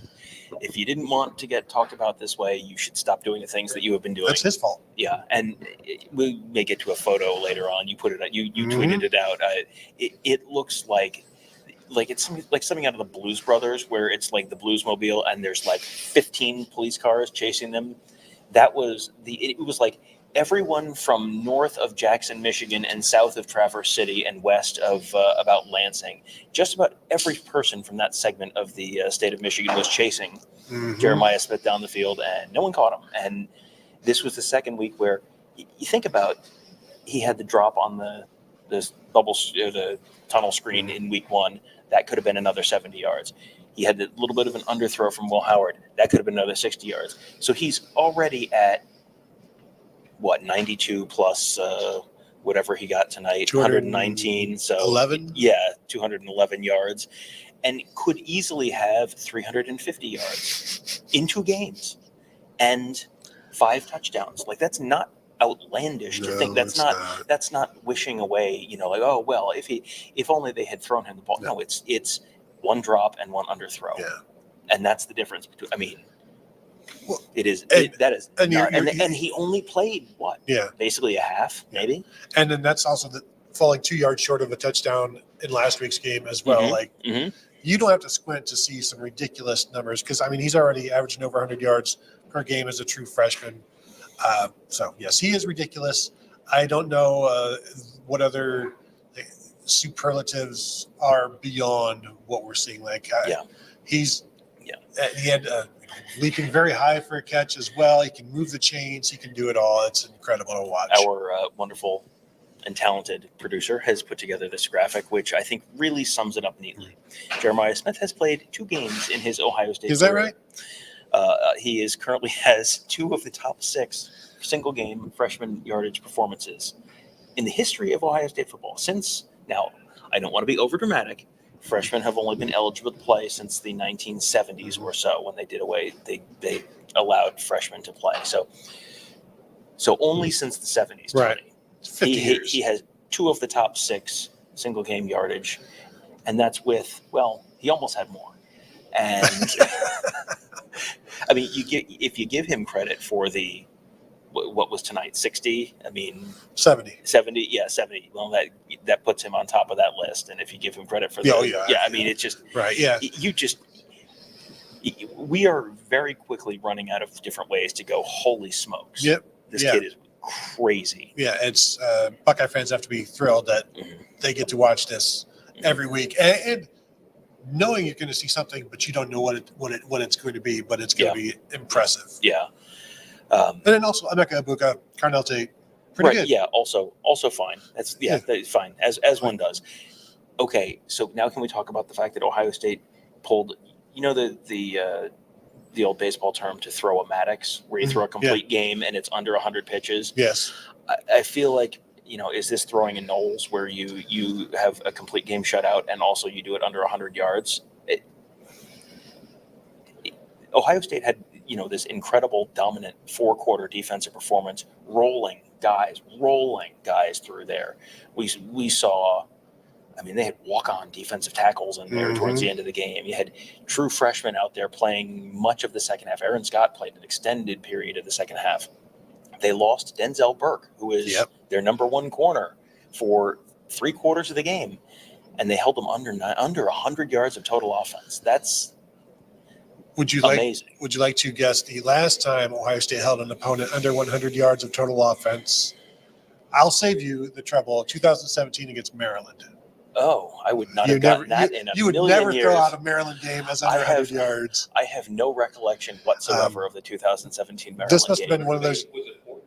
Yeah, I think so. When they didn't have a real quarterback, because they threw for 16 yards in that game. So it's the time that Maryland didn't have a real quarterback. So it's literally the history of Maryland football prior to and potentially after Taulia Tagovailoa showed up. So that's impressive, and just as Ryan Day said, they just kept the energy going, and they kept getting after it and wanting to preserve that shutout. Because how many, you can go through it, and there's, I don't know, half a dozen times over the last 2 or 3 years, Ohio State has given up one score. Right, yeah. And Western Michigan misses a field goal in this one. So it's like that's kind of what it takes to get a shutout, even with a dominating performance, because they did have that second drive where they went 11 plays for 55 yards. So, but overall, I mean, Jack Sawyer again was impressive, and Caden McDonald was in there as well, and he had a good game. So the defensive line continues to play. Ty Hamilton is always solid. Overall, to Jermaine Matthews picks it up for Denzel Burke, and Caleb Downs finally got to see some of what other people have seen at Alabama. He comes flying through there for a tackle at the line of scrimmage. He was very solid. Just overall, I don't know if anybody was outstanding, but you're doing your 111th, and that's Lathan Ransom was fantastic last week. But this, everybody was just good, and it was exactly what they needed. Yeah, I think I heard Jerry Emick say that no one on the defense had more than 4 tackles, which is remarkable. I'm just going to read through. This is just yardage gained by Western Michigan on individual drives. -1, 55, 9, 12, 7, 6, 20, 1, -17, 9, 6, 5, 2. You want me to read off the number of plays? 3, 11, 3, 3, 3, 3, 7, 1. That was a half. 3, 3, 3, 3, 3. That's a lot of threes, Tony. Yeah, I mean, that's 10 drives with just 3 plays. And there were no turnovers. It wasn't like they were forcing turnovers. It was just... Well, and that's what Cody Simon was saying. Hey, you guys got a shutout. He's like, yep, we did. We wanted it, but we didn't get any turnovers. So that's what that's going to kind of eat at them right now. And you got to find something, especially in an off week. Well, it reminds me a little bit of Nick Saban. When Nick Saban Alabama would be just absolutely throttling the life out of some team, even a decent team. And I think even sort of towards the end of a national championship game at one point, he's chewing someone's butt in the final minute, and they're up 4 touchdowns against whoever it was. And it's like, number one, that guy seems miserable. And you've seen him now that he's not around that, and he's very funny, very personable. Like you've heard about this, that this is how he was in living rooms recruiting for decades. That's true. Years and decades. But you didn't see that on the field because that, the standard is a standard. Coming out and saying, well, sure, you had the first shutout since 2019, and sure, you had the first time holding an opponent under 100 yards since 2017.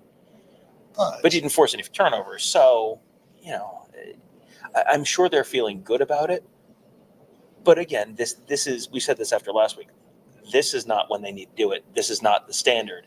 The standard is you got bigger and better teams coming down the line, so you got to be playing. This was good enough tonight.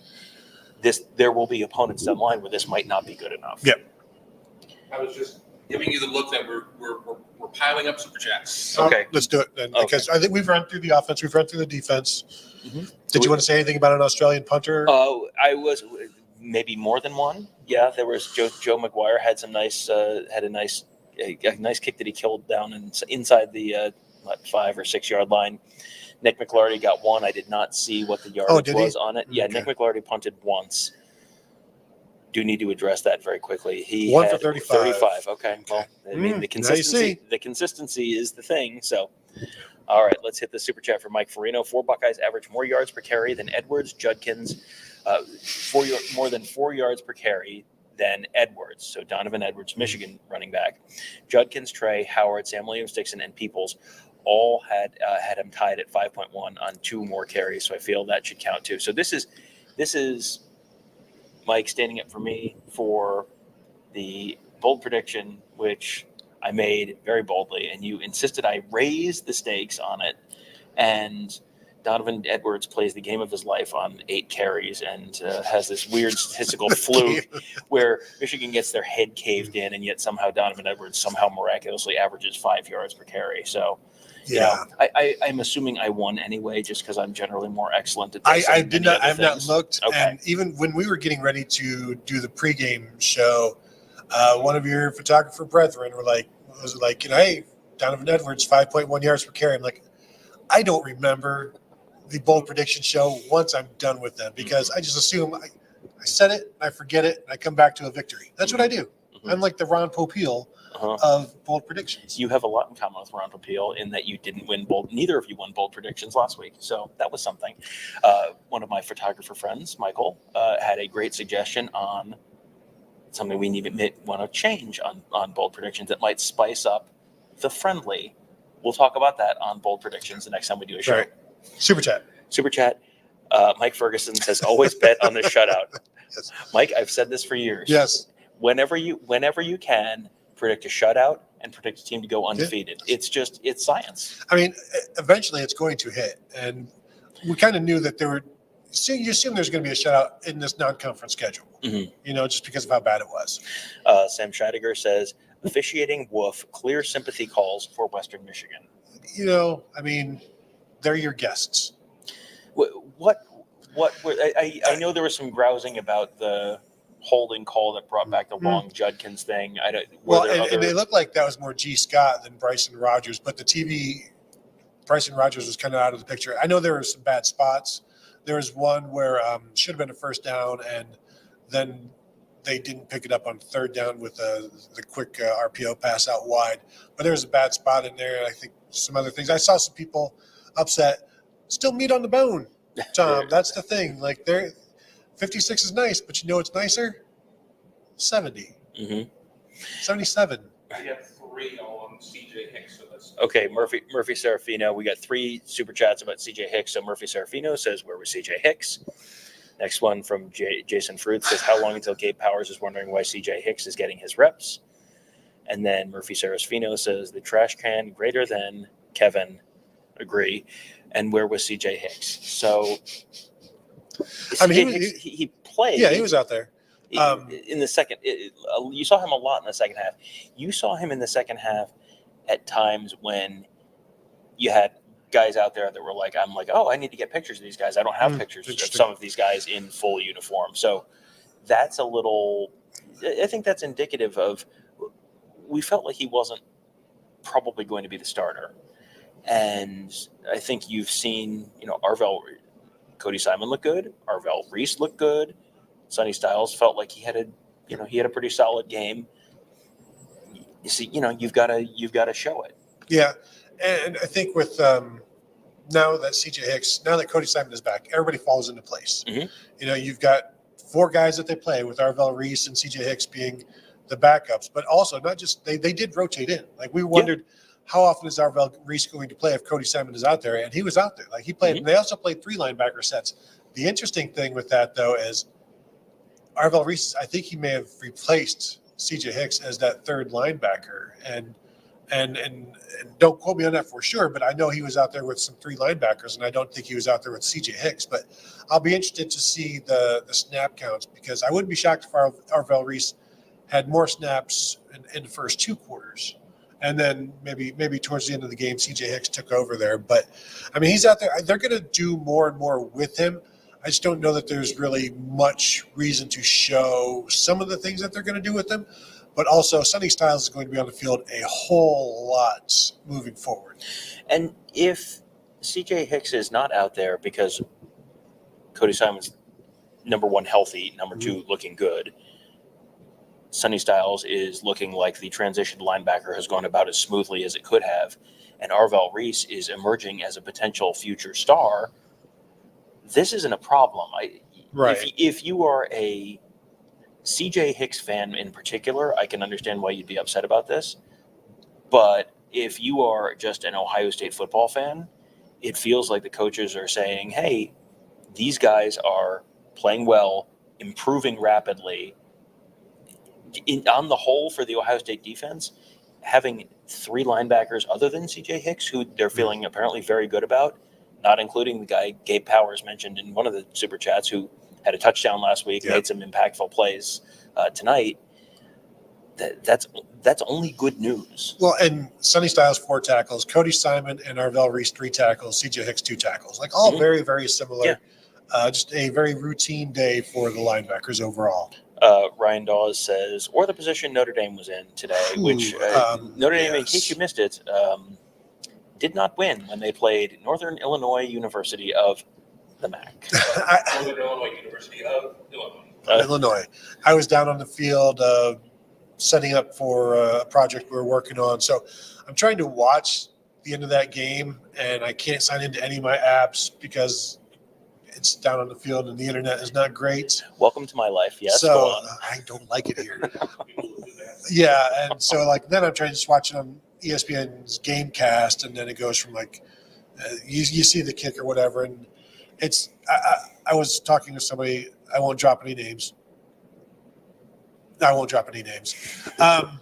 Is Marcus Freeman going to have one of these every year or every other year? Because I don't know that they had one last year. They had the Marshall game the year before. His first year, it's you understand, this should not happen now. Well, to come off of a win at Texas A&M, which I'm going to say it one more time. Hopefully this is the last time I have to say this year. You don't ever want to overreact to week 1.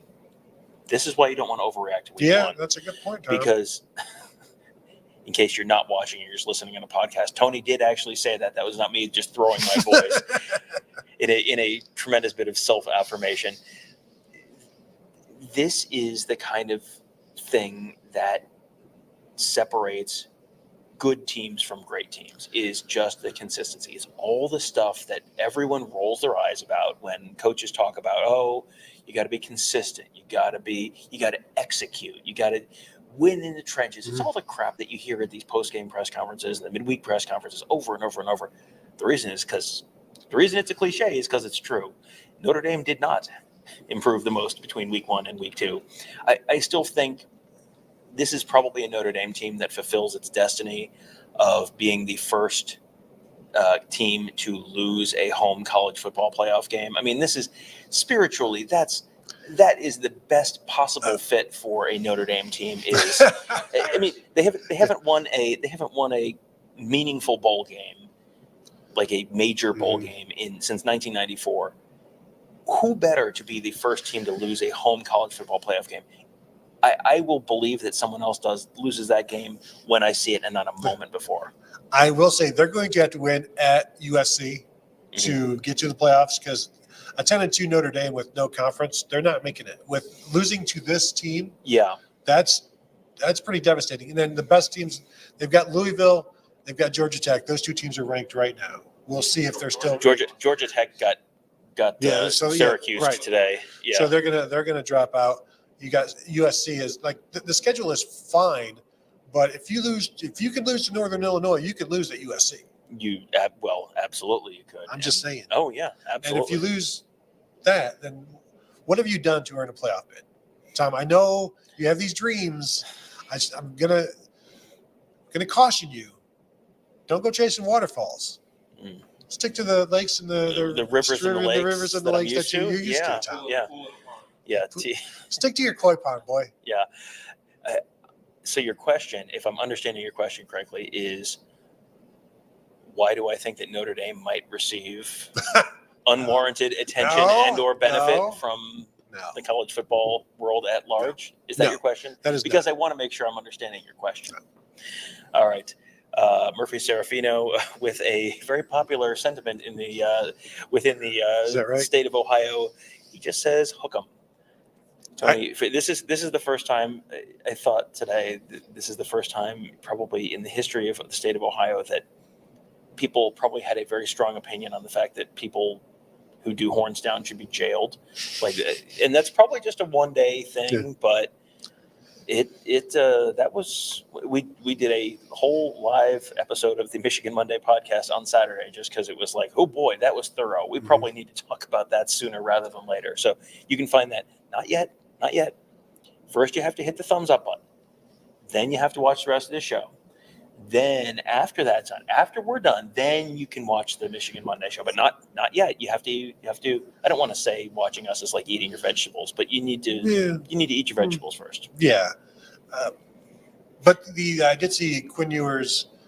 I saw a tweet where he said, here's a nice favor for the Buckeyes or something to that effect. Like this one's for the Buckeyes, but of course Ohio State has their own plans for that rivalry. Someone told me, and I don't know if it was you, but I think it might have been someone on the field, said that the line for the Ohio State Michigan game moved something like a touchdown today. Wow. Which that's a little bit of overreaction probably, but also having watched both of the games today. And we're going to talk about Ohio State, Michigan a lot, but if this is the Michigan that comes into Columbus, I don't see Ryan Day having much sportsmanship, empathy, sympathy. Mercy is the word you're looking for. Thank you. Yeah. Chill. No also, chill at all. Yeah. But again, you got to stop Michigan from running the ball. And don't let them score defensively. And there are several ways to beat Michigan this year. And you just got to do 2 of the 8, and I think you'll be okay. I will remind you, Jack Tuttle might be healthy before the game. That's true. I take it all back. Yeah, this is week 2. You don't want to overreact to anything. Michigan, this was just a week when Michigan looked a lot like the Michigan that I think we were thinking they might be this year. And Ohio State looked a lot like the Ohio State that we were thinking they might be. We'll see. There's still plenty of football to come. Ohio State can absolutely come out and just scoot their butts across the carpet like a dog for a quarter and a half against Marshall, and then everyone's going to be ready to jump off the roof again. But that's absolutely a possibility. We're at the point in the college football season when normally 2 weeks in, you're like, okay, narratives are starting to take shape. Which narratives would you like to take shape? Because Oregon right now is tied with Boise State after scooting their butts across the carpet against Idaho for 60 minutes last week. Michigan looked terrible week 1 and looked more terrible week 2. 20 for 40 rushing. Yeah, 20. Yeah, Oregon is not running the ball well, so maybe Uncle Phil needs to buy some offensive linemen. But you look around the sport, and everyone wants to make these big conference. The SEC is incredible. Alabama was. I mean, they were really struggling with South Florida for 3 quarters. LSU was struggling with Nichols for 3 quarters. Oklahoma was struggling with who was Oklahoma even playing? Houston, which is for 4 quarters. I mean, Houston is terrible, but Texas beat the absolute crap out of Michigan, so Michigan got thumped. And Penn State did the scooting thing for 4 quarters against Iowa lost. Iowa blew a 13-point lead. You tell me Iowa has a 13-point lead. I'm saying that's it. Here You're comes done. the suffocation pillow. Yeah, exactly. Yeah. That is go to sleep time for whoever's playing in Iowa defense, and then they didn't. So this is just it's week 2. It's way too early to make these big, bold, big, broad, sweeping proclamations about anything. But it feels like Georgia feels like Georgia. Ohio State looked like what you'd expect from Ohio State. Texas looked like what you expect from Texas. The fourth one, there's always, we did the exercise with the Ralph Russo tweet about who, there's a top 5 team. 4 of the top 5 are going to get into the college football playoff out of the preseason AP poll. And it was just, you're kind of going, well, I don't know who's it going to be that gets left out. And boy, Oregon is not looking tremendous right now, but again, it's week 2. I mean, if you look at the top 5 right now in the AP, it's Georgia, Ohio State, Texas, Alabama, Notre Dame. So is that a current poll? Is that updated after today? It is not quite updated, but also you can see some of these teams falling out. Ole Miss maybe jumping up there. Missouri was not great today either. Well, if it was, they may have closed well. I'm sorry. Yeah, that's nothing. What do you get there? I'm just Signy Yog says I heard Ohio State is favored by 17.5, which I think it was. This is all me being told stuff by someone else who is a media person. So theoretically, photographers. Yeah, the best kind of people. Yes, he was saying that it was the line was 10-ish before that, and now it's 17.5, which that seems insane to me. Yeah, and I don't like that in a day. Yeah, ever. So maybe it was weak. I don't know. Yeah. So all right. Murphy Serafino super chat says Michigan is so bad. Don't try to be nice, Tom. Tom, stop trying to be so nice always about Michigan. This, Michigan that. If we've heard it once, we've heard it 1,000 times. Mostly from Michigan people. Stop being so nice. Yes. I know people were asking, hey, why hasn't the NOI, the notice of allegations come out? When can we expect it? And, I tweeted out the last one took 7 months to come out from the Freedom of Information Act requests that went in as soon as the word came in back in December that there was one. People were requesting it. So I don't know that it'll take 7 months this time, but if you're looking for a time frame, that's what the last one took. Yeah, well, and 3 months is the time frame that they have to respond. So then the NCAA, the NCAA theoretically could issue a final decision before Michigan releases the NOA. There are laws about Freedom of Information Act requests and how quickly you need to respond to them, and a lot of states have them, and we're really getting into journalism talk here. So this is, I'm sure, super compelling, but a lot of the state laws are written in as, within a reasonable amount of time. Yeah. It's like, what's reasonable? What's reasonable? Yeah. Tony, that's been a ongoing question in a lot of I'll know it realms. when I see it. Yeah, exactly. It's just me. Tim says it's an easy schedule. When can we really measure Ohio State? Well, I would say, how well does the offense do against Iowa's defense? To me, that's the first measuring stick. If they move up and down the field, that gives me more information that this offense is pretty darn good. And what they did today, I think, is also information because they were dominating and they ran the ball well. They protected Will Howard. He was accurate. You could see all of the different things that they are capable of doing. How much of that can they do against Iowa? How effective can they be against what we know is a very sound defense that doesn't get themselves into trouble? They can cover. They can rush with just 4. They may send some occasional blitzing, but just a defense you have to work very hard for. You have to execute against. Show me 450, 520 yards of total offense, and I'll be even more impressed. But I was already impressed by what we saw today. But if you can dominate an Iowa defense, Ohio State did it a couple of years ago. Yeah. But they also, I think they got maybe some defensive scores in there as well. But If you can do that to Iowa, that says something to me. Yeah, that's one where you tell me the yards per carry, yards per play, and you tell me what they did in the red zone against Iowa. That's what I'm looking at, because Iowa could still absolutely be a turnover machine on offense. That's a possibility. They are certainly better than they were last year on offense, but that's not really a particularly high benchmark. So, well, the 54-10 win over Iowa a couple of years ago, Ohio State only had 360 yards of total offense. Right. Well, So they were constantly getting set up with 35-yard drives to score touchdowns, and I know Iowa scored a defensive touchdown. Jack, what's his name, the linebacker, had a scoop and score touchdown. Scoop and score fumble. Nope. That's a real. If you've been what Jack Campbell was the correct answer. Yes, boy. If you were watching during the press conference, apparently there was a Jack Mutehort shout out, which inadvertent from Jerry Mig. All right, super chat from Ryan Dawes. Favorite plays, offense and defense. Tom and Tony, go. Well, I think the one that blows you away is Jeremiah Smith just catching like a 6-yard curl and then scooting past everybody. Again, seeing Quinshon Judkins with that 80-yarder and what they were able to do with him, getting him outside, I think that's fantastic. Travion Henderson had one that would have gone 80, but it was already only too close to the end zone, so it only went like 20 or whatever it was.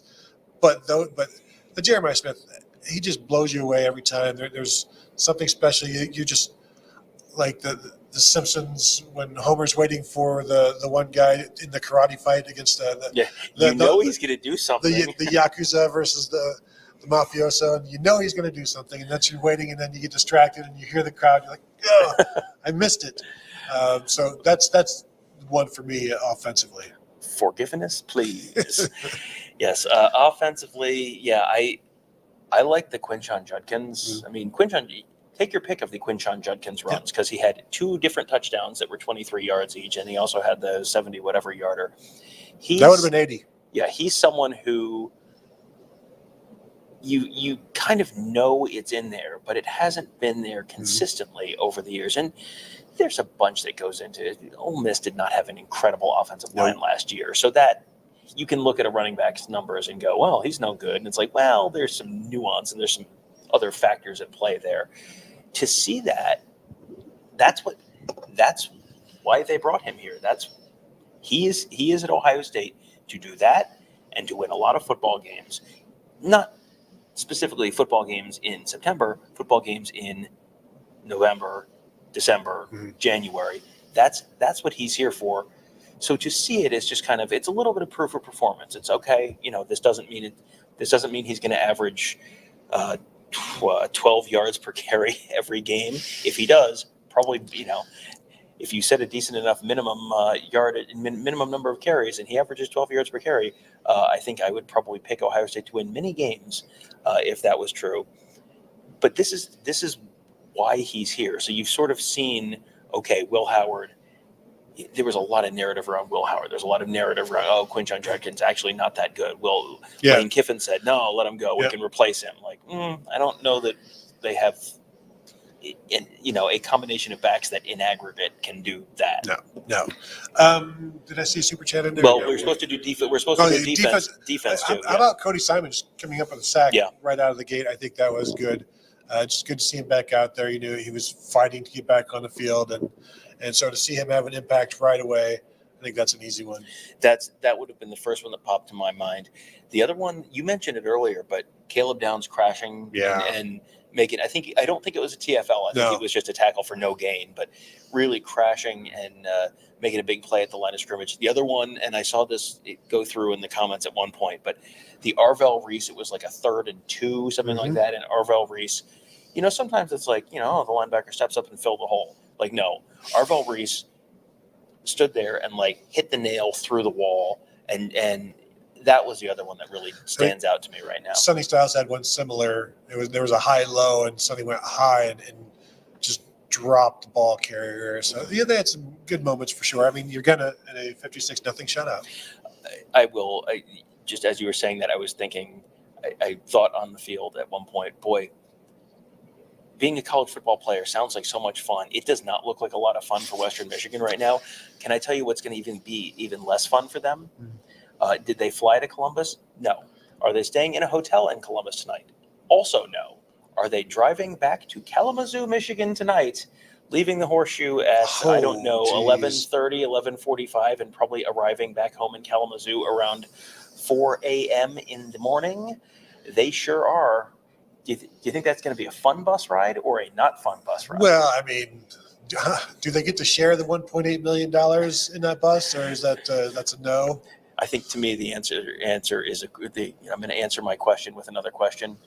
What movie they're showing on the bus? I bet it's going to be a funny one. See, it feels like Lance Taylor felt like he was in the mood for a comedy. Oh, do we have our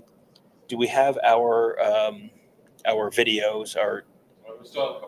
Okay, let's get to the super chat, and then we have a couple video clips of some post-game interviews we want to get to. Mike Freno says, love the play call on 4th down for Sayin. Was a beautiful design rolling out Sayin. I didn't have a great view of it, but Tony, I apparently had a better view of it than you did. Yeah, you sure did, because when Julian Sayin dove for the first down and didn't get it, I assumed they were going to punt, so that was my cue to start heading down to the field. And as I'm walking down the hallway and then waiting for the elevator, I hear the crowd go crazy. It's like I wonder what that is. Fortunately, we've got the TV right there, so there is a little bit of a delay, and got to see Bennett Christian running down the field for a touchdown. Good to see that his teammates were thrilled with him watching the replay on the television, because this is a guy who didn't get to play last year because he was not allowed to because of a bad drug test. Supplements. Yes. That sort of thing, right? Yeah. So, to see him stick that out, come back, make a play like this, his teammates were very, very happy for him. Murphy Serafino says, update on over/under served pickles for Kevin. 0. No, I mean, it was an Italian dish today, some chicken ziti of some sort with some broccoli. Kevin with the vile weed did not partake in the broccoli, right, Kevin? No. Hell no. Heck no, Kevin said. No pickles today. I assume we're going to be due for a barbecue meal at some point. There's generally one barbecue meal at some point.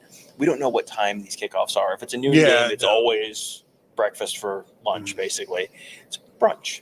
There you go. I just made that up right there. Brunch. Credit exclusive. Most credit Buckeye Weekly Podcast. If we do have a later game at some point, I'm guessing we'll have barbecue, and then we can keep a Kevin pickle. We had pulled pork last week. We had pulled chicken. What are we going to have at Wrigley? Wrigley is going to be dogs, some sort of a cased meat. In Chicago? Yes.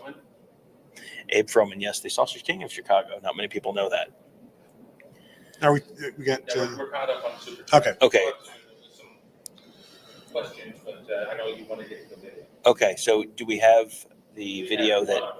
Okay, yeah. So this is going to be. Let's set it up. This is the one that you sent. Okay, so this is Will Howard, Ohio State quarterback, talking about the evolution of the offense from last week to this week, what kind of ceiling it has, and spoiler, not much of a ceiling.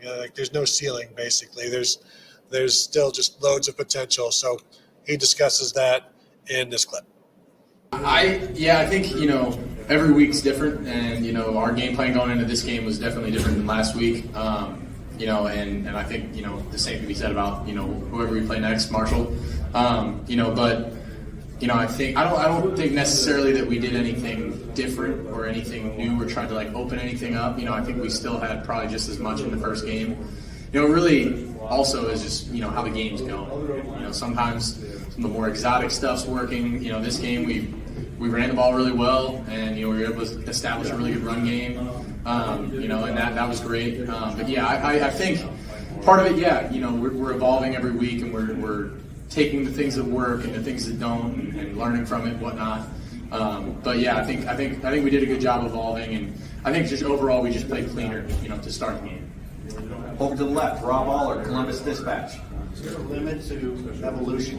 How good this offense can be? I mean, I'm not sure there is, but I'm sure you'll find something. I truly don't think there is. I think we played well tonight, but the thing is, still some plays that we left out there, still some plays that, some meat we left on the bone, and I think that's the exciting thing about this team is that, we have so much talent, so many guys that are doing so many good things, but we still can build on it and grow and become a better team. And I think that's the exciting thing is that we're never satisfied. Where can you improve? What hurts more, the missed throw or the made throw? In terms of what do you remember coming out of a game like this? Oh yeah, the missed throw, 100%. Like that throw I underthrew to Jeremiah, that's gonna really hurt me for a little bit. But I mean, I think I played a pretty clean game for the most part. But yeah, coming out of a game like that, those are the ones that sting and burn and that I remember and that I don't want to let happen again. Over to the right, Dylan Davis, Delaware Gazette. Tuesday, you said that last week almost felt like an away game because of the newness of everything and doing everything for the first time. How more comfortable did you feel today on game day? How did you feel it materialize on the field? So much more comfortable. I just felt settled into the routine of everything. The routine was set, and I knew what it was. I didn't feel surprised by anything, and I think the same can be said about a lot of us. Last week being new guys, quote unquote. Even Coach Kelly, there's some new coaches. Everyone's kind of figuring, finding their way and finding their feet. But this week was a lot better because we got the same routine, and it's great to get into a routine and know. I'm a big routine person, whether it's day to day or on a game day or whatever. I just like to have a routine, and when you can settle into that routine and know what to expect. What's coming, it just settles your mind down a little bit. You don't have as many jitters, and I think you saw that today. Yeah, I would agree about the potential of this offense. We saw a lot of it today. Will Howard 8 yards short of his second career 300-yard game. The first is only coming in a close loss to Texas. Texas, of course, won today against Michigan, tying it all together. Tying it all in full circle. It's working hard to tie that ribbon. It's full oval. Maybe not full circle, but full oval. But and he had so close to 300 yards passing and did it in he was out with 5 minutes left in the 5 minutes left in the third quarter, something like that. Very easily could have. Yeah. You could have kept him in and kept the pedal down and put up some crazy numbers. It feels like it's not an answered question. It's not an answered question that can Will Howard win you a national championship, but it felt like that was a game where can Will Howard do all the stuff? Can Will Howard be an efficient distributor of the football? Yes, absolutely he can, and you just saw it. So that's I think certainly encouraging for Ohio State. It sounds like Western Michigan would kind of agree with those assessments. Yes, yeah, got a chance to talk to Western Michigan head coach Lance Taylor after the game. He will, one of these weeks, Tony, the opposing coach is going to come in early enough that we can actually stream it live. We've 2 weeks in a row. I've been ready to go, and then Ryan Day's up at the podium before we get to the opposing coach.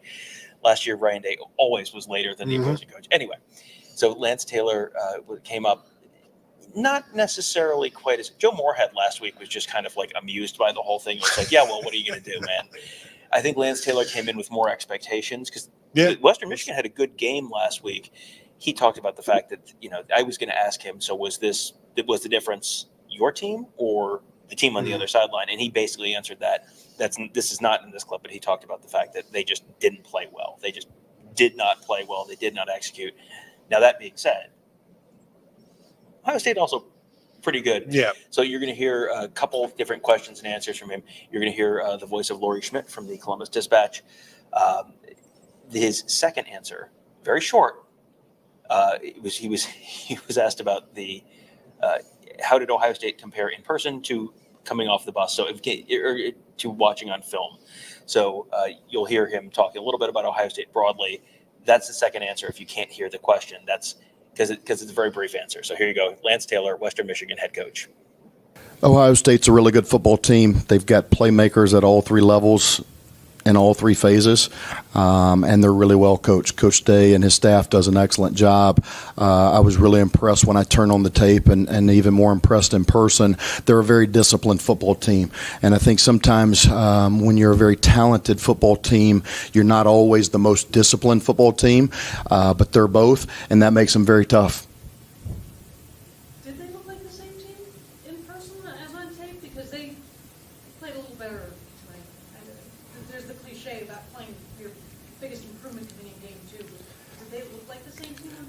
They're bigger and scarier in person.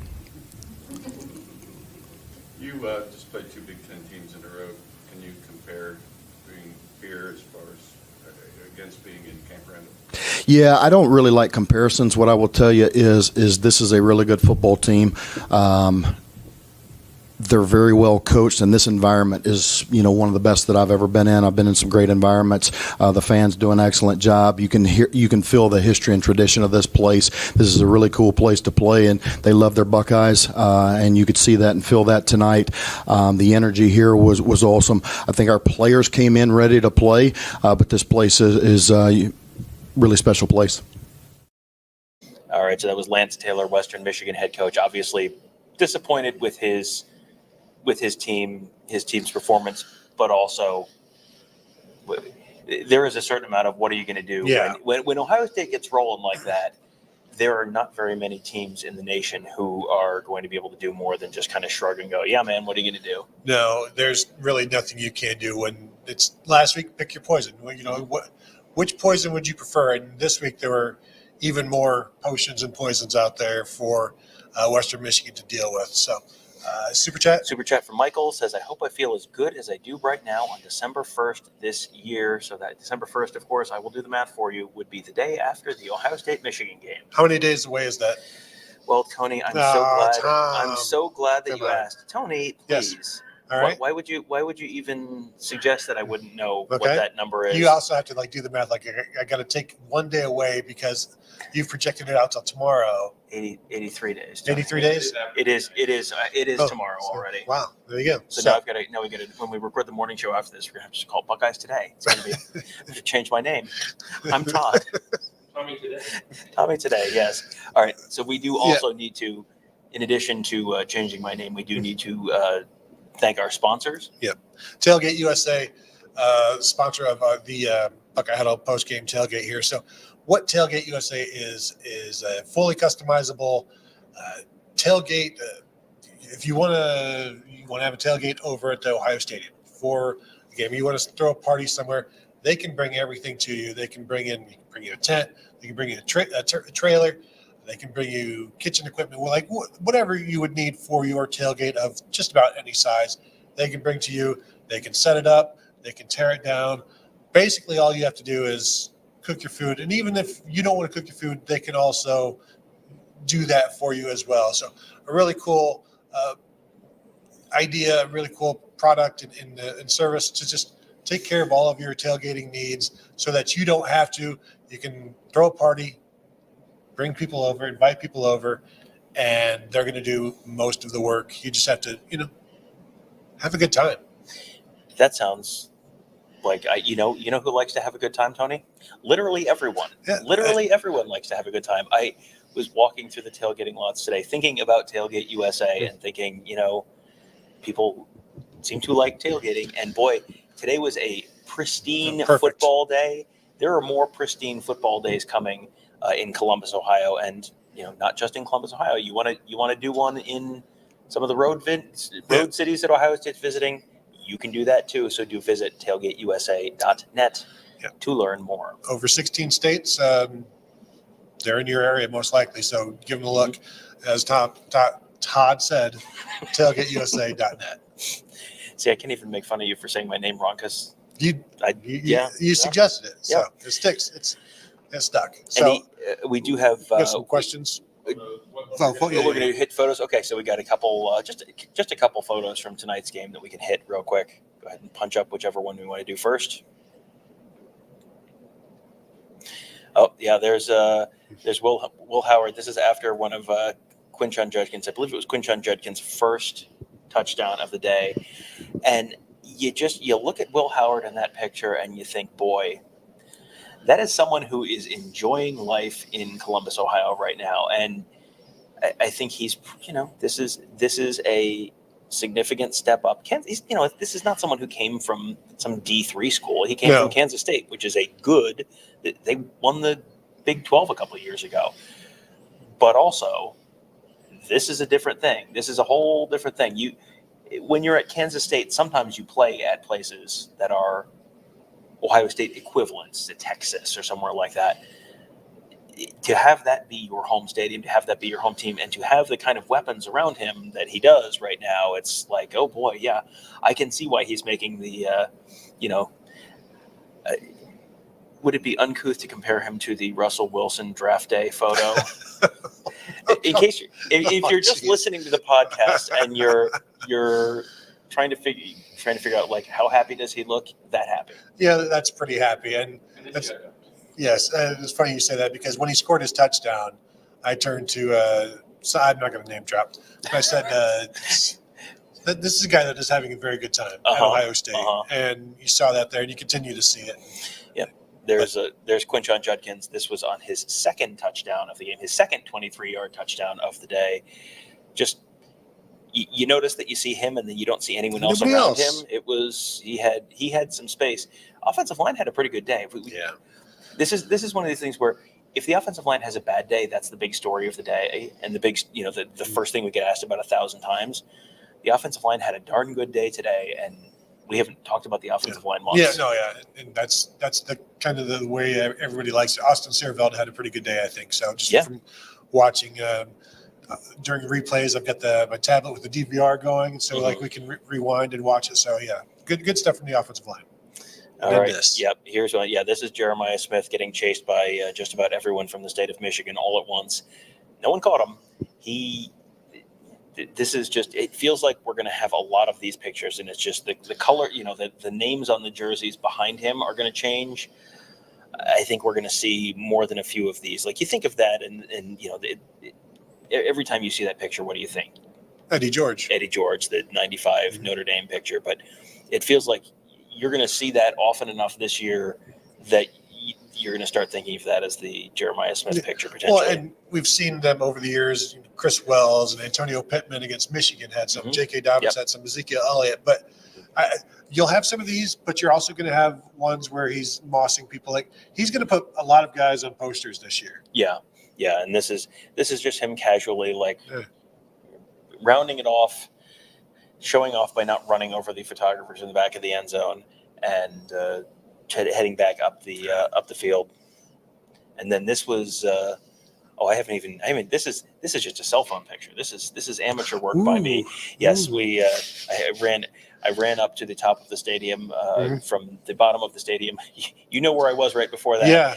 And got up to the top of the stadium in maybe 5 minutes or so. That's pretty good. 2 out of 10 would not recommend. Turns out there's a lot of stairs between the bottom of the stadium and the top of the stadium, and that was not a lot of time to traverse all of them. So long way to go. Short time to get there. Yes, but nice view from the top of the stadium as the Buckeyes ran out. I thought maybe we'd get like a nice, some sky kind of turning. No, too early. Missed it by about 15 minutes. All right, we're gonna bang out some questions. Is that where we are right now? Yep.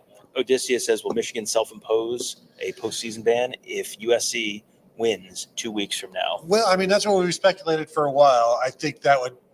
You said today it would make more sense to do it now, right? Rather than waiting until the obvious time to do it. Right. Yeah. Well, Michigan's been doing a crackerjack job of staying ahead of this whole thing, so it would make a lot of sense. Ward Manuel will get run out of town on a rail if he did that. So that's probably. Is he a dead man walking anyway? That's how many? How many of them are there? Is he? Yeah, is he the only one? Yeah, there's he might not be the only one, but yeah, I think it would make a lot of sense for them to do that. But that's going to involve them having to square the circle of. But you said, everyone up there has been, not everyone, but broadly, most people up there have been making they didn't do anything wrong, and a lot of loud voices have been telling you they didn't do anything wrong, and this is all a witch hunt, and this, so if you were going to self-impose something like that, that's why would you plead guilty if you didn't do anything wrong kind of situation. And I think that's going to be a tough circle for them to square. I would agree. Fun fact here from Sik Nayog. Fun fact, OSU defense has not allowed an opponent into the red zone yet this year. It's a pretty good stat. 2 games in. It's very difficult to get down. First, to get 40 yards to even get near the red zone against this defense right now for these offenses that they're facing. eventually they're going to face some better offenses. Aiden Giles threw for like 350 yards today for Michigan State, threw 3 touchdowns, also threw 3 interceptions. So there's some give and take there, but they're going to run into better offenses.